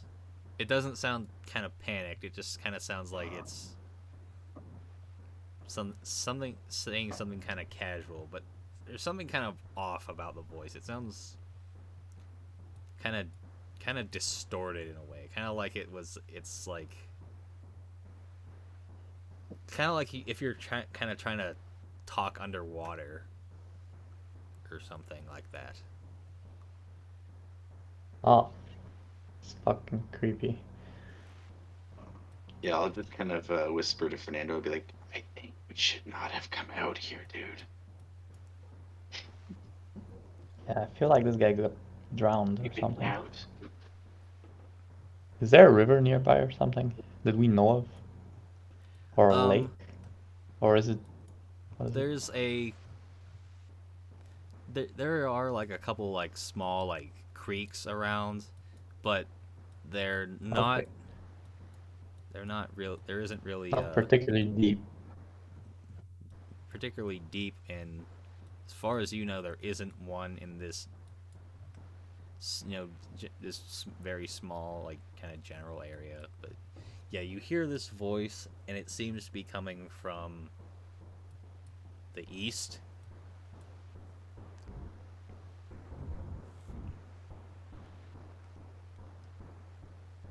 So, um, both you Huh. and both you and Will, make a perception check. I think, yeah. It's fucking creepy though. Underwater and there's no water. It's weird, man. Creepy. That's 12 altogether with all the mods in, and Living got an 18, which is Right, I got... good. Don't know if my goggles are negating that darkness, Oh, but if great. they are, it's just a natural roll. Yeah. So My roll is 18, so yeah. yeah, looking through like your goggles or your scope or whatever, you you see something moving in the forest. It looks vaguely like a person, but there's something wrong with it. It's like the legs are kind of like legs are kind of like bent backwards, almost like a dog. And Oh, not again. I'm thinking to myself, not again. but it looks like like it looks almost like one of those Soviet soldiers, but as I said, it's like there's just something weird about it. Like the face just looks like it looks twisted. The rest of the body looks twisted and like in a weirdly unnatural way. Just gonna take cover behind a tree and keep watching this thing and wanting to see more, like, without making a noise. Let's see. So Mm. yeah, That's all of you that's what except I would do. yeah, Yeah. all of you see that, by the way, except somehow Nathan doesn't see it. He's at the back. Well, No. can we make sure Nathan doesn't walk into like this thing and get like post-traumatic, like freak out and scream like a bit? Maybe, I don't know. Or Um, is he quite far away? Where is he? yeah, we're gonna say he's kind of like he was kind of at the back. Sorry, he was kind of at the Oh, back of like okay. the group, and Mm. like Is he making like any kind of like motion like that is too quick or that is like walking, trying to get ahead of us? Because if he does that, I'm just gonna stop him and say, you know, shh, Nathan, there's something there. There's something wrong. Just stay out of the perimeter for now, yeah. or So like don't get too close. and he's like, If he ever attempts to like go and basically ruin our cover. hmm. so so you basically Fernando, you said he went to like take cover behind like a tree. Did he? So you're saying Yeah, he like kind of grabbed uh, Nathan and like grab Nathan before he like walks into this thing and gets yeah. freaked So out. so what does okay? So what does Will do? I feel like Will is probably like more in the open, so uh, I'm just gonna actually just sit and take aim, just keep an eye on it, and I guess wait. If it comes anywhere near me, I'm probably gonna shoot. But I'm waiting to hear if any of the party actually like have input of what we should be doing. Let's see. Um, let's see. Uh, Daniel kind of is. Yeah, Daniel's with you, Will, and he sees it. And he's like, dude, what the fuck is that thing? Like whispering. No, don't know.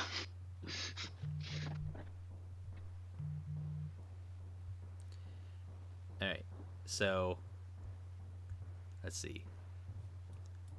Let's see. As you're kind of like whispering, like you two are kind of out in the open. You got like you're looking at these things through like your scopes, and Alex, the guy in the watchtower, he sees it too, and he's gonna he That's very doesn't good. he doesn't really like he doesn't know. He says you guys have been kind of talking amongst yourselves, so he doesn't necessarily know that you see it. So he calls to you on the radio. He's like, dude, there's something out there. Like I like it's like it looks like a fucking like human dog like thing, but I don't like. Do you guys see that? Yep, yep, we do. All right, so But what are we gonna I do? guess Will's kind of thinking about the mutilated bushel just wandering out here. That's not part of our group at all, and nobody's verifying this. Hearing this from the tower, I'm probably just gonna be like, fuck. And I don't know. I'll yell so at Nathan, be like, Nathan, what should we do? There's something out there. so so Yeah. so as you're as like the uh Alex is as Alex calls you, like your radio like crackles as he calls to you. you see this thing's head, like it stops dead, and its head just like kind of like it's facing away from you, but like at kind of like an angle. Its head kind of like unnaturally like turns, almost like an owl, but Oh, like unnaturally fast, and it locks onto uh, Will and Nathan. Yeah, I think I'd open fire at that point. That's unnerving, and this thing should not be out here anywhere near the yeah, I camp. think just shoot that motherfucker. Just fear in general is just gonna. So like you see its head just kind of like snap in your direction, and just like your first instinct is to pull the trigger. Yeah. All right, so yeah, roll your attack, and then after that we'll start rolling initiatives.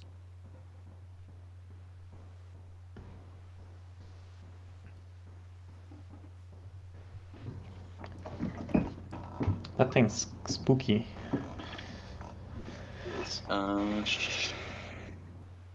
That'd be a compact submachine gun, I assume. It's a normal submachine gun, I think. Okay. Yep. 9mm. Okay. So that is. I rolled a 15, but that also gives me a +2 to my arms, so that's 17 altogether. You rolled a 15. Yeah, but I'll also get a +2 for my OV. So that's a 17. 17. Sorry. Yeah. That's a hit. That is. Let me see.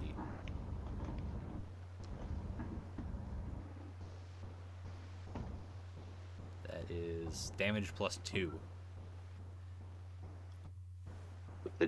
I think it's 9mm for that, correct? Yes, that's D8. Yeah. So that's 2, and you said +2? Yes. So that's 4 altogether. Okay. So yeah, you take your first shot, and it hits it like in the shoulder, and it just it shrieks out in like it shrieks out in pain. It's like just kind of, it doesn't sound human like when it shrieks. And yeah, everybody roll initiatives. Yeah. Is this thing like got a fright mod or? Oh, Yeah, we should a probably. fright. Oh It's up to yeah. you. Oh yeah. Everybody roll morale with a fright mod of -8. Oh shit. -8 morale. Fuck me. Okay.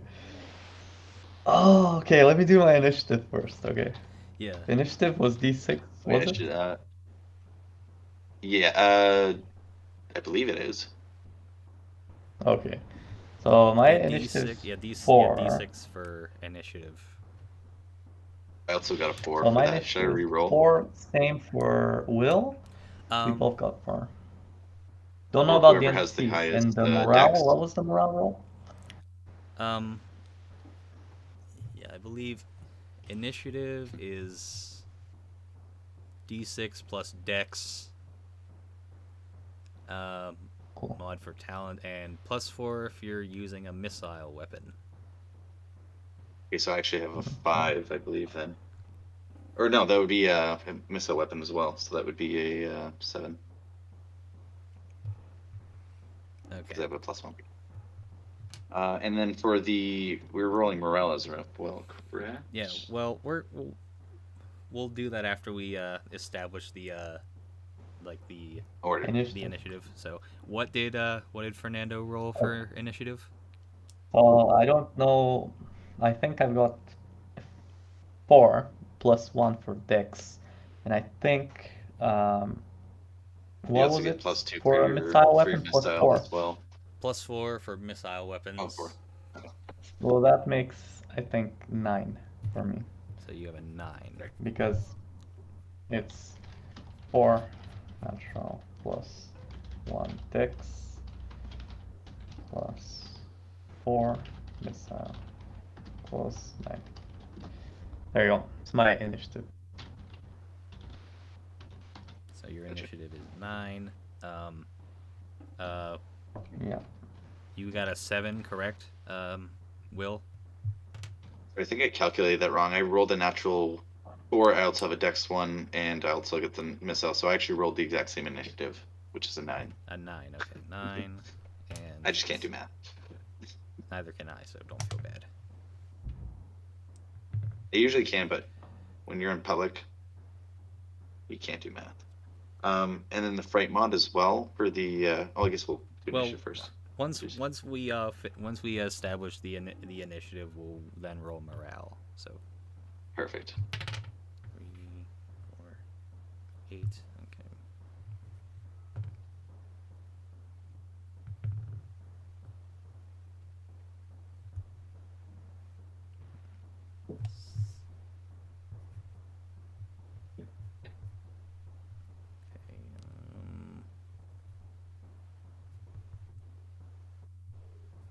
Okay.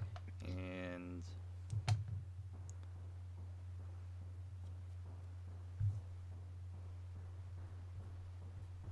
okay, so here's the initiative order. Daniel, Will, Fernando, Nathan, and this creature. All right, so now everybody roll morale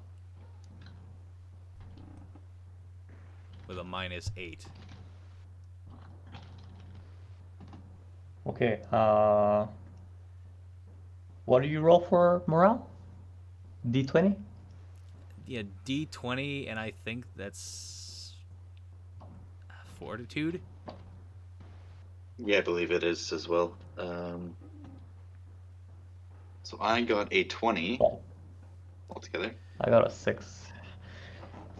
Is that with Oh, is that before sorry. mods? That would be impressive. Yeah, yes. that's after. That's No, after that would mods. That's not after. include that. So, My results that's after. impressive. No, I got a 12 rolled altogether. -8. Get 12. Yeah. Will is fine. Fernando is nervous for D6 minutes. Okay. Oh, Oh, you roll that. Okay, you roll that. How many minutes? D6 minutes. Yeah, but do you roll it or do I roll it? I'll As roll in, it. I'll will roll you it. roll my D6 minutes? Okay. You're Okay, you do that. fearful for 1 I'm minute. gonna write it down anyway. You're fearful for Okay, 1 1 minute, so it's like let's see. That's about 1 minute. Isn't that 20 rounds? 50. So it's you're fearful for like A minute. 12 rounds. 12. Oh yeah, 12. Sorry, I It's messed like that up. 5. 12, Like yeah. a round is like what, 5 seconds? 5 seconds. I Yeah. believe so. Yeah, it would be 12. Yeah, it would be 12 rounds. And let's see. So yeah, Will is fine. Daniel is fearful for D6 minutes.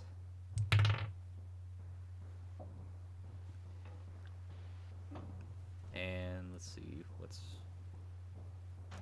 what is Nathan?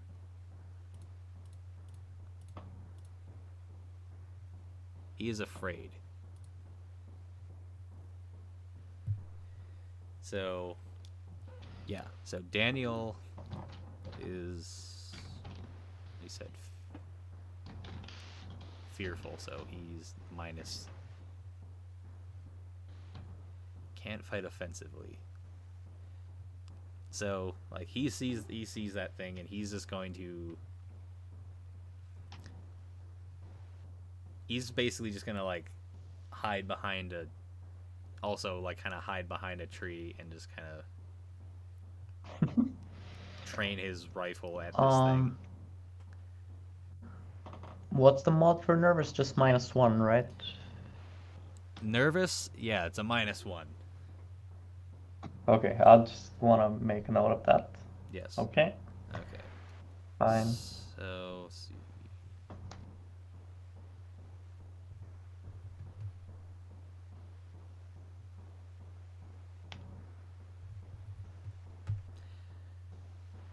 Okay, Fernando. Okay. All right, so now it's Will's turn. Okay, I will probably take another shot. Take another shot at this thing. Yeah, roll your attack.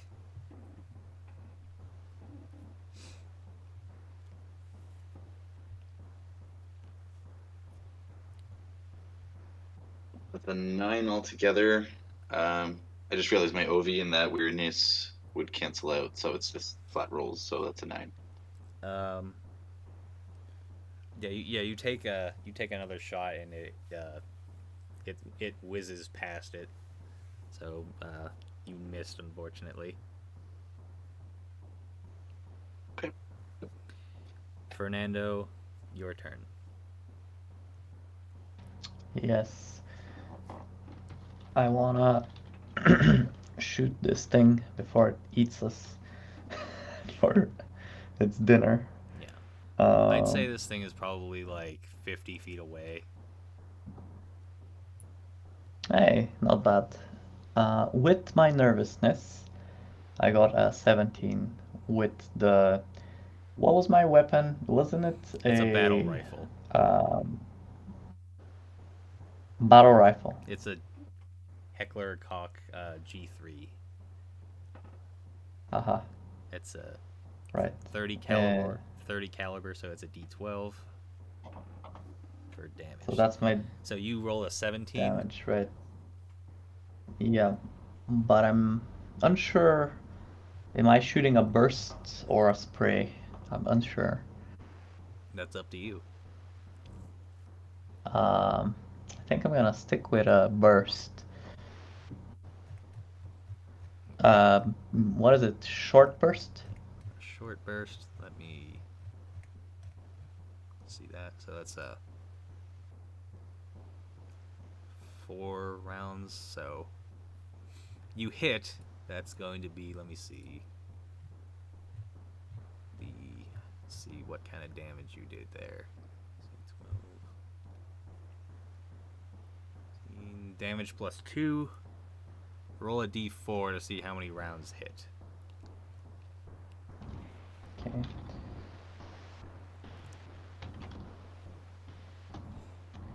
Just 1 round hits. Okay. So yeah, roll your damage. Plus 2.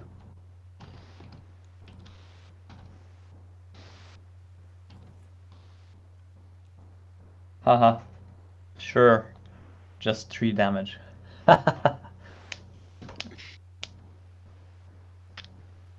Barely scraped its skin. Okay, so let's see. You did 3 damage, you said? Just 3 damage. Pitiful.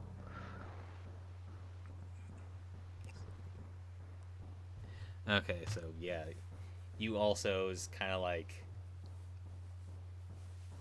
shoot in the shoulder. It it does like another like shriek as the bullet makes contact. Now it's Nathan's turn. He's got his rifle. It's like a semi. I think I said it. Yeah, it's a semi-auto rifle. 223. He's gonna attack. He's gonna take aim and shoot.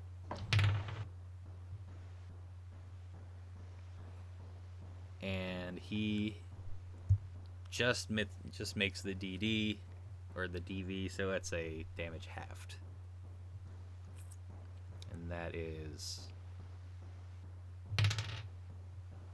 he does 2 damage to this thing.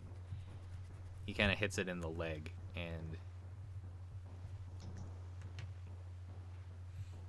so now we have this creature. It's Yeah. going to. It's going to charge at. It's going to charge at Nathan. And let's see how fast. It's. And yeah, it's just gonna charge at Nathan. It's like. It's moving like real fast, so it's gonna. I should make kind of make mention that, yeah, it has, like the kind of like the hind legs of like a dog, but it has like these kind of like these big like claws. So it's gonna Right. try and swipe at Nathan with its claws.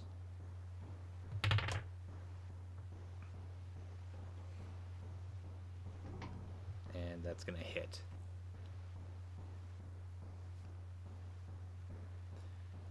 That's gonna be damage +2 to Nathan. That is 8.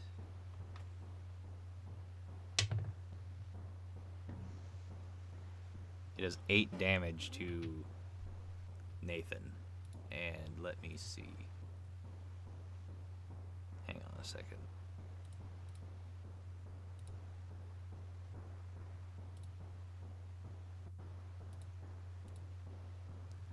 That's going to be a critical injury to Nathan. Damn. And now I got to find out what that injury is.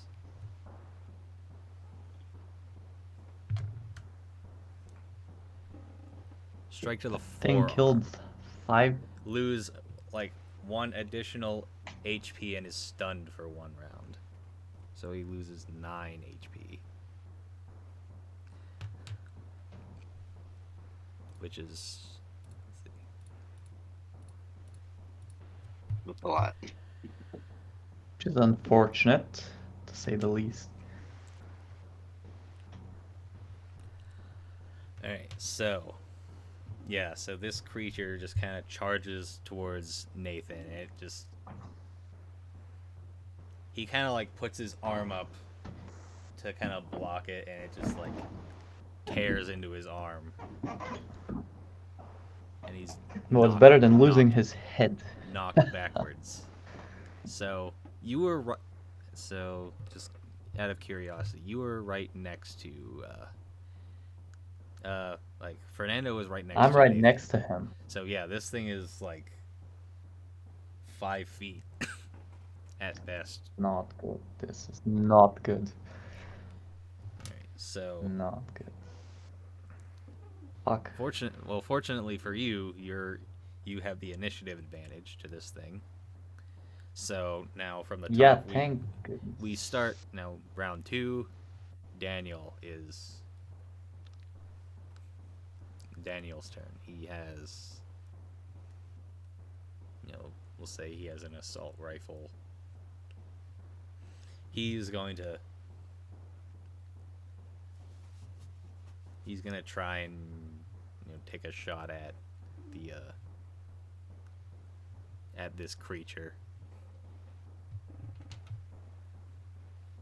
And will he make it? He does hit. That should be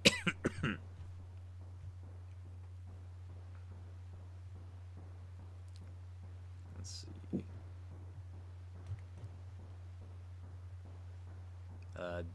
Damage +1.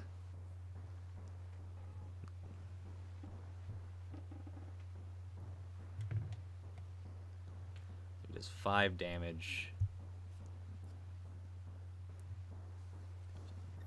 15, okay.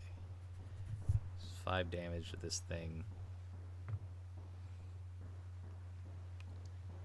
And now it's Will's turn. Okay, I guess I would take another shot as well. See if we can do some damage here. Alright. So you're just going to take aim with your MP5. and yeah, roll your attack. I think that my dexterity goes into that too with the small arms, so that's 10 altogether. Yeah, yeah. You take another shot, and it just whizzes past its head. Like maybe you didn't zero your scope in quite 100%. Just quite enough. Yeah. So Okay, Maybe perfect. it's also the adrenaline. yeah, it might just be the adrenaline. So Things move in pretty quick too. Like yeah, it's attacking someone close. I don't want to shoot him. There's a yeah. lot going on, right? Now Yeah, it's Fernando's turn. This creature is basically right in your face. right in my face, right? There's no way I should be missing this shot, but you never know. Yeah. Because this is a die after all. And I got a -1 as well. Oh, I knew this was gonna happen. Oh, shit. Ice Maiden don't I fail, got isn't a it? 4. You got a 4, so yeah, you And definitely. I didn't declare, I intended to, I actually wanted to do a short, like, well, not a short, a medium, like, amount of, like, hail of bullets. I mean, I can imagine because like you're kind of panicking a little bit, and you're just like kind of spraying and praying that I'm one of probably these bullets losing my hit. mind. Yeah. I'm surprised I'm just nervous, to be honest. Yeah. So Yeah. I'm going to like allow you like to move in any direction, like as well as Yeah, I'm gonna try to take a few steps back. So yeah, I'm just gonna go backwards. I don't know what's so, behind me though. Maybe I'm uh gonna run into some kind of a tree or something, but let's hope I don't trip and die. um Do I do acrobatics on this? yeah Because I'm actually yeah, going roll quickly. acrobatics actually. Because I mean, I might just trip over something Yeah, in this forest. you're in a Um, forest, so it's not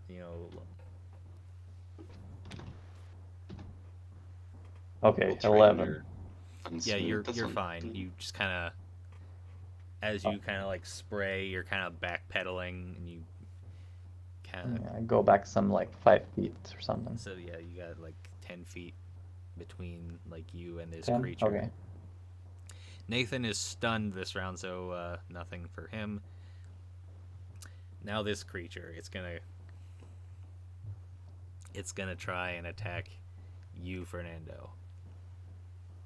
Ah, shit. I'm good. I'm not wearing any armor, I don't think. You should have like It's probably. you should have like I should have. your flak jacket. Flak. Yeah, I think if you have your flak, it should be, yeah. I do have my flag. Exactly what You should. I think so. I was issued one, so you probably should have one as well. Hmm. Oh, I don't know where my. Black jacket is a DV Wait, I plus need to pull 4, up. and AP is 1. So if you just have a Right, flat I just 10, that should want give to you find 14. my. I just want to find something really quickly. It's. Yeah, there it is. So without the flak jacket, it would be 11. With it, if it's 4, it would be 15. Yeah. Okay, so it does normal damage to you. Okay, It does I'll normal take it damage. as a manly man. Yeah. It does 1 damage to you.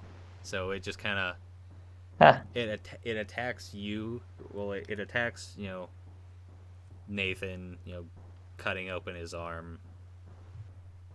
You kind of spray and backpedal, and it just kind of like pounces on you and like kind of it like tries to like swipe at like your chest, but most of like your flak jacket really absorbs most of it, but maybe it like kind of like finds yeah. like a gap in it, kind of it does some damage. Let's roll cut and shock for you. Oh yeah, let's do that. That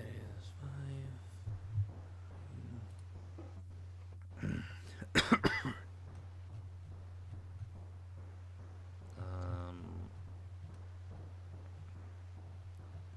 No cut.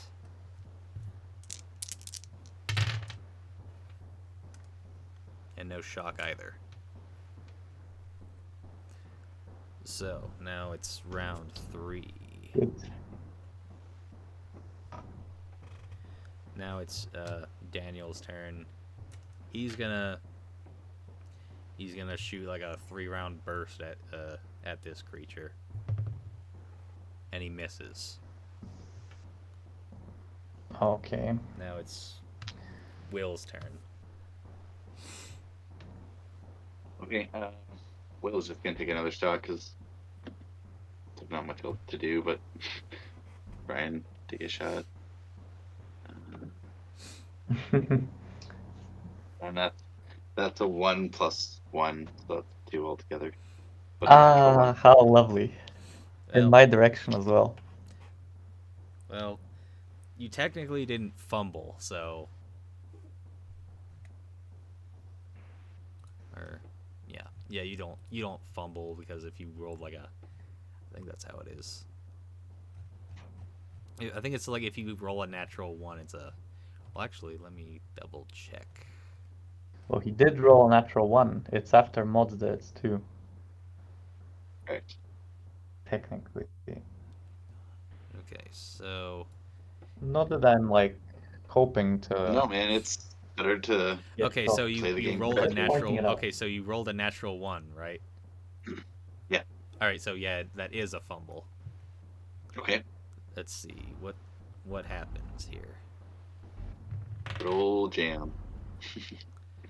Only You good miss things your intended happen target in this and forest, hit a obviously. randomly picked target nearby. No. Okay. I mean, that's Um, DM's call. We'll say, seeing as it's on top of Fernando, we're gonna say it hits Fernando. Oh god. Okay. Oh. So that's a D8 damage, I think. Yeah, it's D8 damage. Or should I roll a D20 to see if it even? I mean, it would hit, I guess. So. Well, it says you hit it, so you hit Perfect, it anyway. okay. So. Yeah. No, I agree. Yeah, just roll your damage. Of course, I max out my damage. The one time I roll well is So an 8. You Great. do I'll an take 8. it as We a. killed the party. What is your maximum HP, Fernando? I believe we came to 22, was it? 23, something like that. 22, I think. 23, and so that would be a critical injury for you. Because it's like. Oh man. If you do like. That's a quarter. It's a quarter. A quarter, yes. So yeah, you see, that would be a critical injury. So what's my sentence? Is it a death sentence? What's the sentence? Let's see. Feels so bad. Let's find out. That's awful. Poor Alex is just up in the tower, just watching this go down. Alex just watching and Just watching us kill each other. And he's get not knocked out. believing what he's seeing. He's too afraid to take a shot to do the same thing. Blow to the leg. Leg is broken. Light bleeding and -5 to all Oh shit, movement. I guess I stumble. Oh my god. Am I still standing upright or am I like crippled and I can't walk? I probably can't even walk. I would say, yeah, now that you've been shot in the leg, and your leg is broken, you are prone. I'm unable to walk, okay. And stun for D3. What was my mods? So stun for how long? D3 rounds. So D6. Do I roll that or do you roll it? Oh yeah. You're stunned for 3 rounds. Ah, lovely. So, And what else? yeah, you're That's it. you have a And light don't I bleeding, have a bleeding or something? light bleeding, Light and bleeding. -5 to all movement and combat skills until you are healed. So light bleeding and -1 to all. Or did you say? -5 to all movement and My combat. -5. Oh, to all Movement and actions combat. and That's yeah. movements. Yeah. So yeah, Okay, you're alright, there's my... so I'm out of this. But am I stunned? Oh yeah, I am. Fuck. Oh shit. yeah, you are stunned. Ah, You're Why? shit. stunned, Shit. and so Shit. is Nathan. So it's the creature.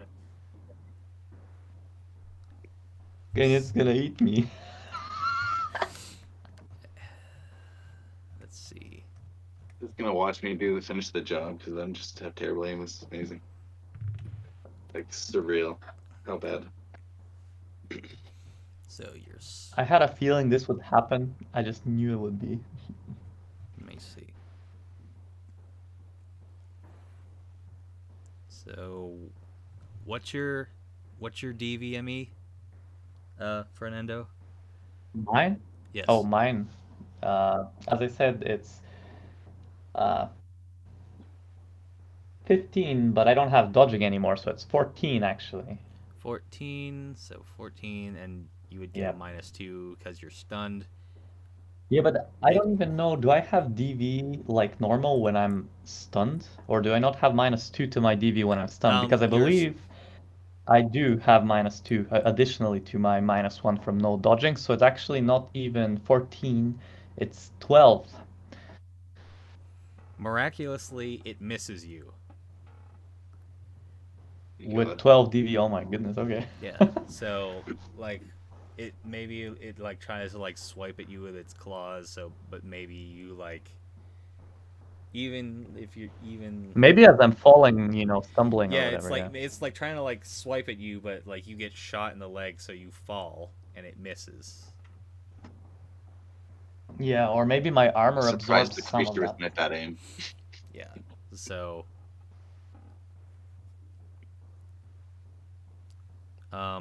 okay. So now it's round 4.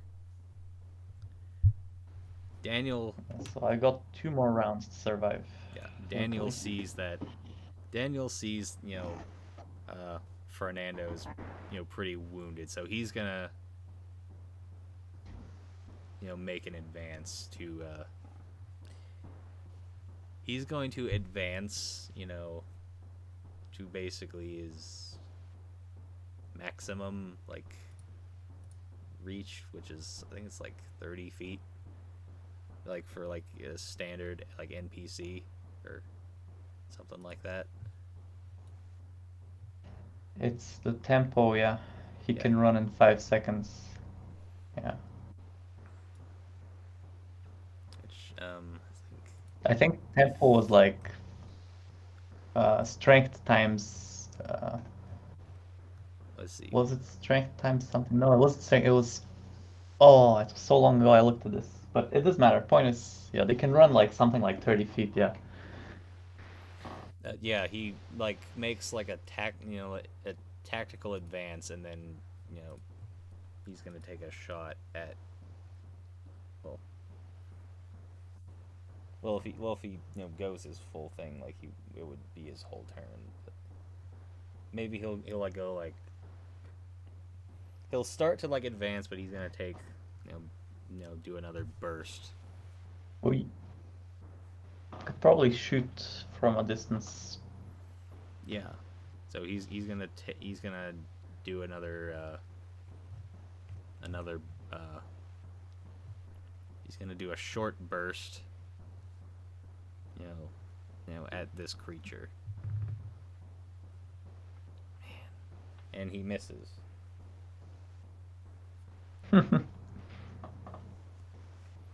So he kind of like yells out your name, and he's gonna start making his way towards you whilst trying to shoot at this thing, but he just can't do it. Well, And now it's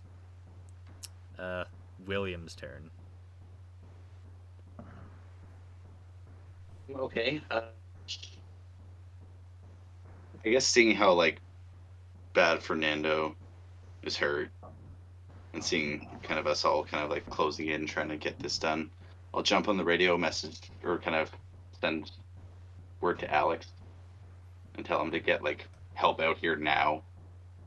You know, people are down, and then I'll just kind of. Is it possible for me to run and reach the creature, like melee Yeah, yeah, you can do distance? that if you want to. Yeah, I'll drop if I can do this all in one turn. I'd message that, drop my MP5, and kind of rush it with the bayonet. So Bayonet. you're just gonna attack it like with like the dagger, because Go that's for it. basically what the bayonet is. Yeah. In like. Yeah. So yeah, you're gonna like pull out Well, your. it's gonna be tricky. Go for it. So yeah, you're gonna like radio out to. Alex to get help, and then I'll just rush him with the dagger if possible. Okay, so. Let me see.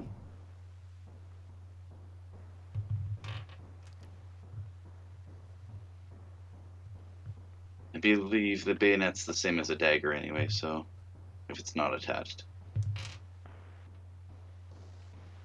The dagger does D4 damage. Okay, so Right? I believe. It's either a D4 or a D5, I think. Let me see. Dagger is. Depends on the edition. Dagger is D5. D5 There you go. damage. Good D5, memory. alright. Yeah, that's weird. D5. Okay. Just a D10 D5 divided by is just 2. D10 D10 halved, divided yeah. by 2. But if you're gonna just roll D5, I think it's gonna recognize the command. Yeah, it should. Alright, so you're gonna. So I guess I should roll for an attack, eh? Yeah, roll. Yeah, if you even hit it, that is. Haha. Yeah, the damage, the D5, the attack is, yeah, 2. Plus my. It doesn't really matter, plus my offensive melee, which would be +2. So that's 4 altogether. It doesn't really matter. Yeah, well, you are I'm just hitting wildly against the creature's swinging. missile, and now against its melee. I don't know which one is better or worse. So I don't know which I would assume attack it's is melee, worth doing, considering. but yeah. I figured I might as well try and draw its attack Yeah. rather than Yeah, let you you just might take wanna, more like, damage and die. get its attention You're to up. you. I'm just gonna feign death. I'm dead. Don't attack me anymore. But hopefully Alex is. So you Can radio get some for attention Alex, quick. and Alex has, he has like a marksman's rifle, like a sniper rifle. So he's Oh, nice. going to join combat next round. Cool. From far So- away. That's So good. you rolled your. I hope he doesn't hit me too. What That did would be you? fun. So perfect. Yeah, I rolled 4 altogether for my bayonet, but Yeah, you swipe at it, but you don't hit. we'll swing wildly. Yeah. Okay, so now it's round 5. Daniel is going to, take another shot at the, take another short burst at this creature, and he hits this time. Good, good, 15, good. That is damage. Be a good one. Should be damage +2. Correct. Damage +2, and that's a short burst. That's a D4. Let's see how many bullets hit. All 4 bullets hit. Oh, And that is a some good Solid. news. D10. Because he has a 2-2-3. Well, he has a 2-2-3. 2-3 for the Yeah. D10 for each bullet, for one bullet. Yeah. So yeah, it was like roll. So D10 for all. Okay. So he takes aim and does his short burst. All 4 bullets hit, and this actually kills the creature.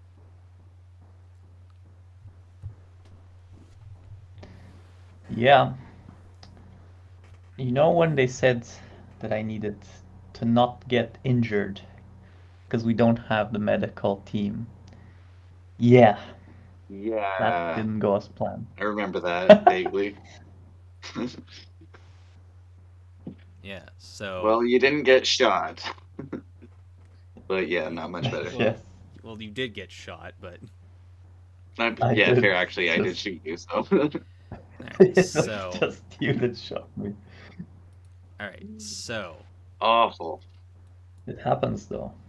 Yeah, Who gave the alcoholic with the moonshine the submachine gun? yeah. So I love Yeah. it. Daniel finally comes through. He takes down this creature, and he rushes. As the creature falls to the ground with a scream. He rushes to you and tries to assess the damage. And I'll I just think get on the I'll radio and live. be it's like, like Alex, make sure you get medical out here now. he's looking over at looking over Fernando. He's like Fernando, like what? Like, are you hurt? Like, are you all right? Yeah, I feel like I can't. I'm gonna try to get up, but my injuries make it impossible for me to stand up. So I'm just gonna say to him that I'm unable to walk. Yeah. So I'll say, yeah, I'll I'm walk up fine to apart from Daniel, be like, this can we carry bleeding him? wound here. Yeah, All right. and I So Do you think can't we can walk. carry him out? I tried, I can't. It's too hard. yeah, I can probably, if you help me, I can walk. But if you don't help me, I don't think I'll be able to walk. like Daniel sees that your leg is very clearly broken. He's like, shit. Like there's no way that we can deal with that here. We're gonna have to. Oh, was it broken? Is my Your bone leg is broken? broken. Oh, fuck. Okay, that's not good. That's So very he's bad. he's like, Okay, hopefully it heals after We years. might be Well, we after might be scavengers months. confined to a car after this. yeah, he's just Yeah. like, Yeah. and he basically's like, shit. Like we can't deal with like a broken leg like here. We're gonna have to move. We're gonna have to like find somewhere like. Yeah, and can you stop my... I think I'm bleeding. I think I'm bleeding. Can Oh you yeah, stop my yeah, yeah, yeah. bleeding wound Yeah, somehow? you are bleeding, so Yeah, we should try and drag him back to camp so we can get someone to look at that. all right. So we'll say, yeah, you guys kind of like very gingerly pick up Fernando. Let's say, Daniel and one of you other guys kind of help pick up Fernando, like kind of like, and cart him back to the base. And let's see, Nathan, like as you like you kind of get into the base, Alex joins you, and he has his rifle. It's a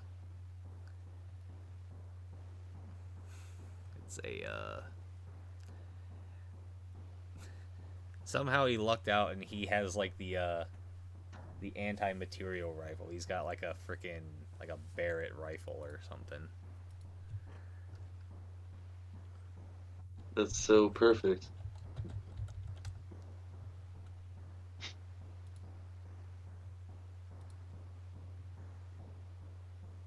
Well, actually, well, it would. I don't think it would be a Barrett rifle because those wouldn't have. See, this is kind of like the weird thing about about this sort of thing is because you have to really think about like what kind of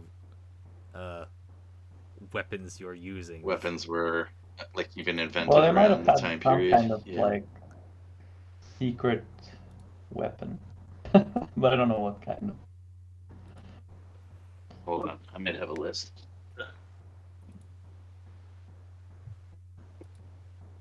Yeah, so that one's on me. So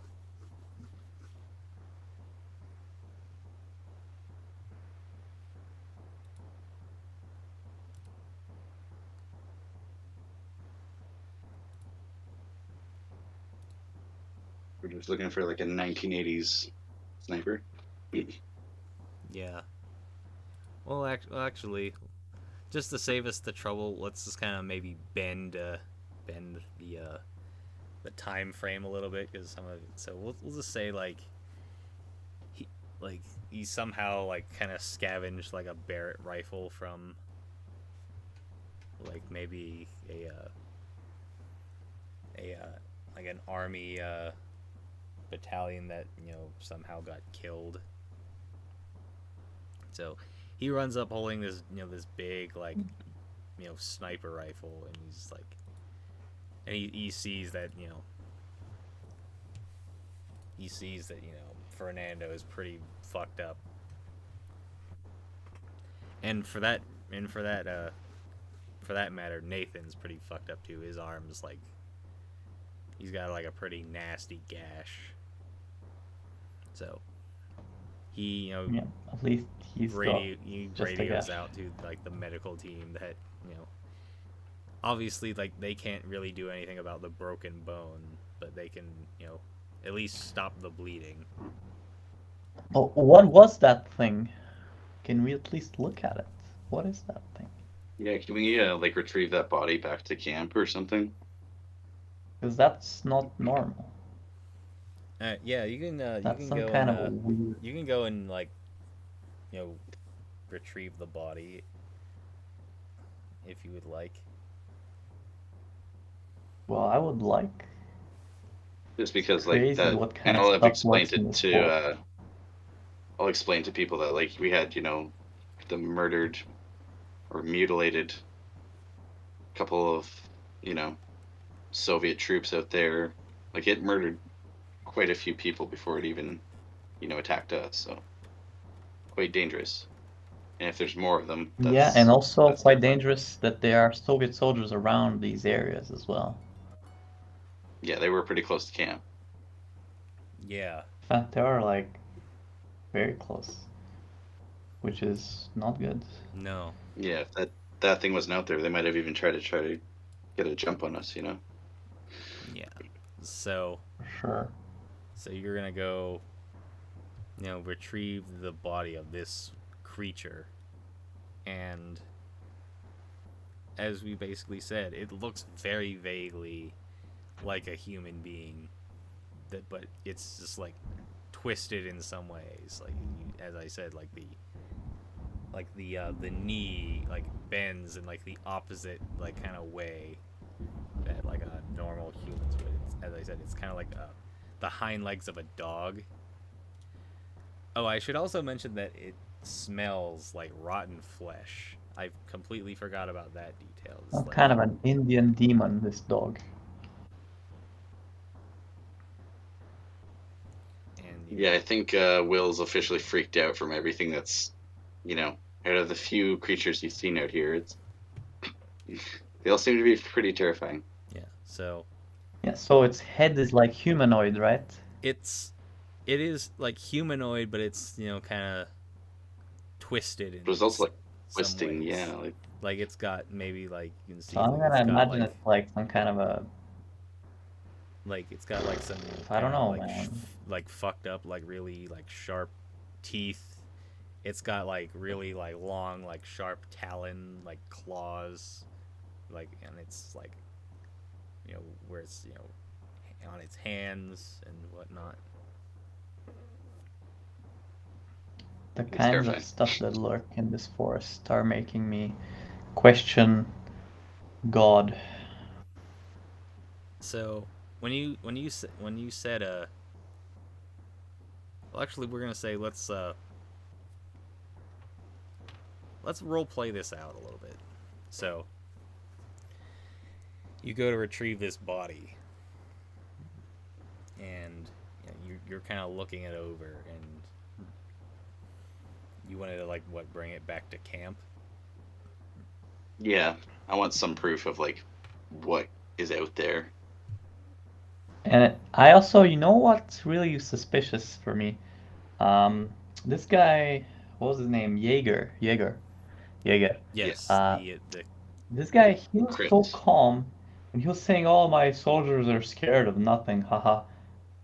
This guy needs to see this, and he needs to like apologize to the guys that he's been mocking. all right. Like if there's anything we can learn from it at all, like weak Um, spots or anything, that would be helpful. But I'm assuming like maybe. All right, people more so skilled than Will would be maybe. able to figure that one out. So you pick up this carcass, and you It just reeks. bring this reeks of like it basically smells like a dead body that's been sitting out like for a few days. It's like absolutely just like putrid. So Hmm. you bring the wounded Fernando and Nathan back along with this body of this creature, and yeah, let's see. Alex is just like, what the hell is that thing?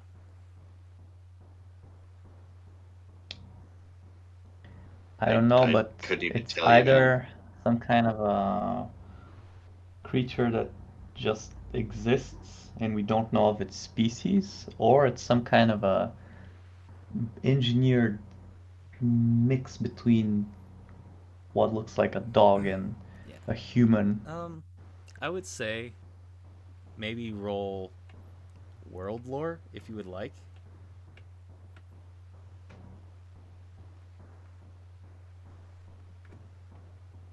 Who? Me?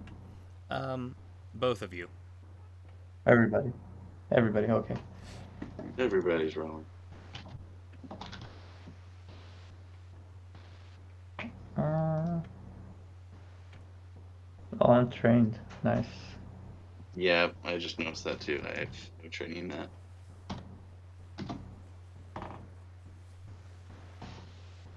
So that's a 13 altogether, Did I get actually. oh, Not too bad. it's 16. Sorry, guys. It's 16.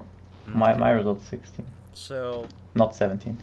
we're gonna say, um, uh, William is one of the first. Is actually the first because he kind of like where we were talking in the last session where he was saying he was hearing about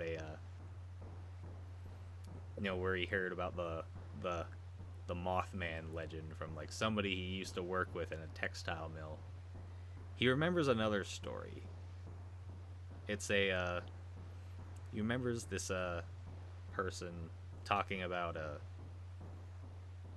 uh, a creature from Navajo legend, which is weird because Navajos are out further west in Arizona.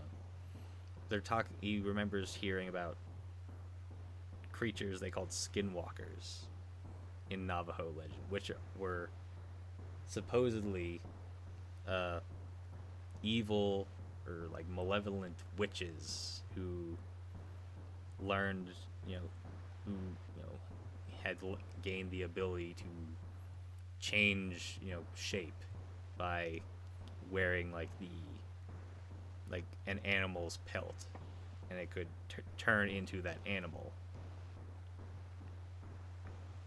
But that can also apply to other things like humans.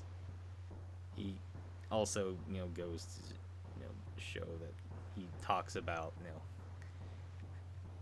how the legend how they've basically kind of become I guess, corrupted in a way that they can that they've mutated in some way that they have like these very like big like these very sharp claws and whatnot, and there isn't kind of like a designated like what exactly they all look like, because they can really look like anything. They're also mimics. Like they can mimic like a voice, which is probably what you heard like crying out for help. It was using the voice of the the soldier that it was wearing the skin of. I thought that guy was drowning, and he wasn't. It Well, wasn't him. the other part of the legend is that yes, it's a mimic, but it's not always a very good mimic. Like sometimes it gets like Yeah. certain things wrong, where like the voice sounds very distorted. Like as I describe, it sounds like it's like underwater, or like kind of like Yeah. staticky almost.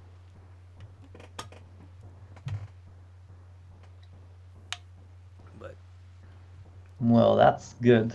What am I gonna do with my broken leg? so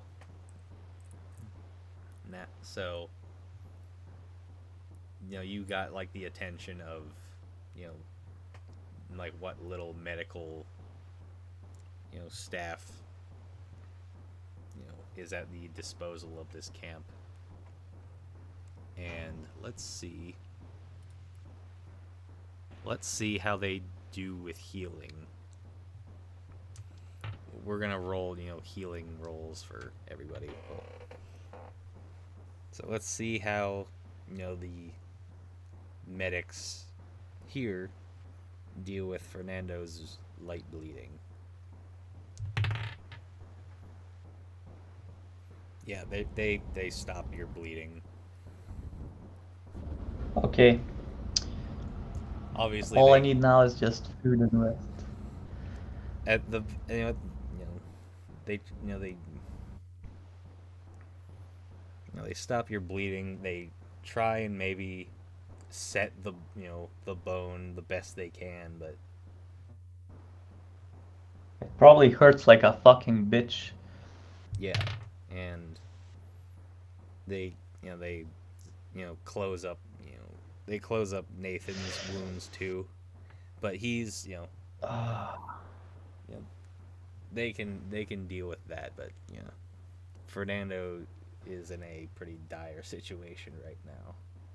I need an anesthetic and some surgeon to put my bone where it needs, and it needs to be then stitched up again. And also I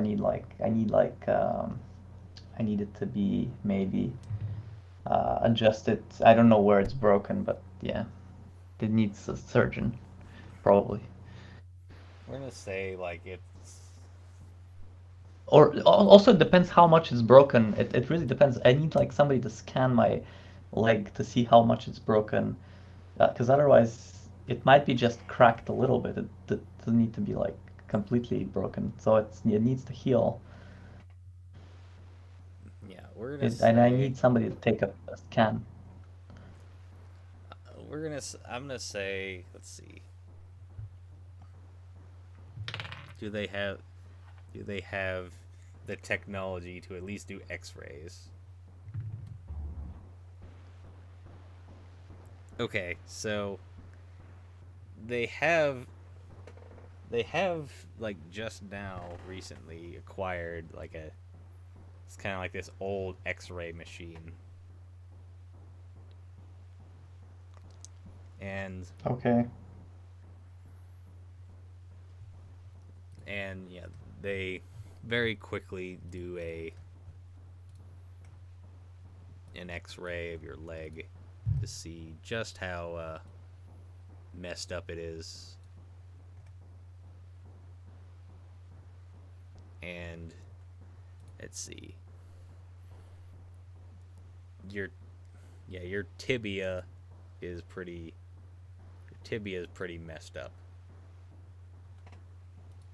because it's your Not good. your That's the lower biggest leg. bone in the human body. Yeah. At least it's not at least it's not the femur. That's the bigger the Oh, big sorry. The Did you say the hip? You said the hip, and there's only one hip bone, isn't it? um your leg. It's in your leg. The tibia is like one of the two lower leg bones. So it's your shin bone or whatever it is you call it. So it's my femur, not my femur. It's my tibia. Your tibia. The femur is like your upper leg. Yeah, the femur is the big one. It's So this above is the knee. like where my calves are. Where my calves are. Yes. Yeah. So Okay. let's see. I don't think I don't think I decided what leg is broken. Your left Right. leg is broken. Tibia, fibula. Yeah. Yeah. So yeah, your left tibia is Okay. is pretty This broken. is not that bad. This one heals easier. This Yeah, isn't but bad. it's still gonna need medical attention. So Yeah, sure. I mean, definitely. yeah, so Lip. let's see. The word very quickly gets to General Jaeger, and he comes running into the little what little medical accommodations they have, and he's like, tell me everything you know. Like, what happened? That's very little. Yeah, I'll explain All I know us, is that. just being the. Yeah, I'll let you explain. You go Yeah, and explain, I'll 'cause let I'm Fernando probably rest tired. up, but I'll Yeah. explain. I'll Yeah. explain that we ran into these mutilated Soviets. We thought we had heard something else. We decided to investigate, and all hell broke loose. And in the scuffle, I accidentally got poor Fernando. And I'll be very sympathetic and apologetic about it while I'm telling about how brave he was. And he's just Oh, please. well, I mean, yeah, he's just kind of nodding, just like. So in a way, this whole attack was a blessing in disguise. In the sense that there were Soviets right at our front door, and this thing 150 killed meters them. from camp. They're not even, stone's throw. So they obviously know of our position. As we can only assume that they know of our position. But we have more Yeah, pressing and now matters. because their guys aren't returning, they're gonna send more guys probably. Something like that. More than likely, yes. But we have to we don't have the we don't have the means to fix your leg here, Fernando. We're gonna have to Yeah. ship you off somewhere. We have there are other there are other bases around here that might have a little better a little better idea means of fixing your leg. So I guess we'll have to get you into your van and send you on your way. Yeah, well, I just came here and I'm going away. It was nice seeing you though. He nods and he's like, you're I am very sorry that you were very seriously not your injured on fault. your first day. But Stuff like this does happen. I'll just focus on some other things while I'm a little bit crippled, and I'll try to stay positive despite the injury. So thanks for the warm welcome, but just unlucky. absolutely, absolutely. So this so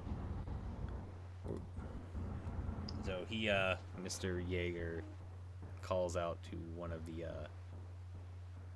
to somebody else to go get your camper van ready, bring it around so that you can bring Fernando in, and he gives you a kind of a rough idea of a kind of like a rough direction of where you can find the medical help that you need.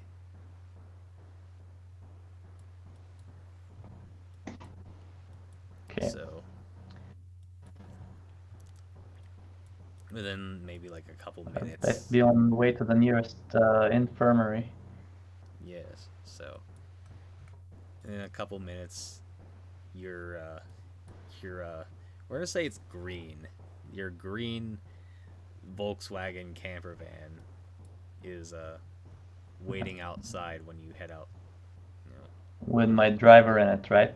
I'm presuming. Yeah, I probably would be there just to.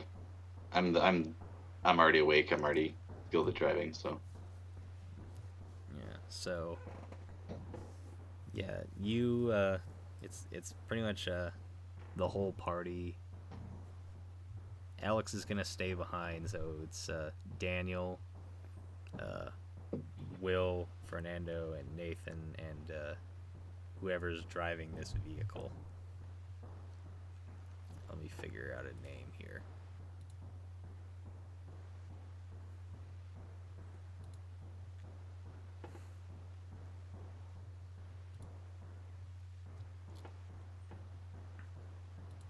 His name is Tony.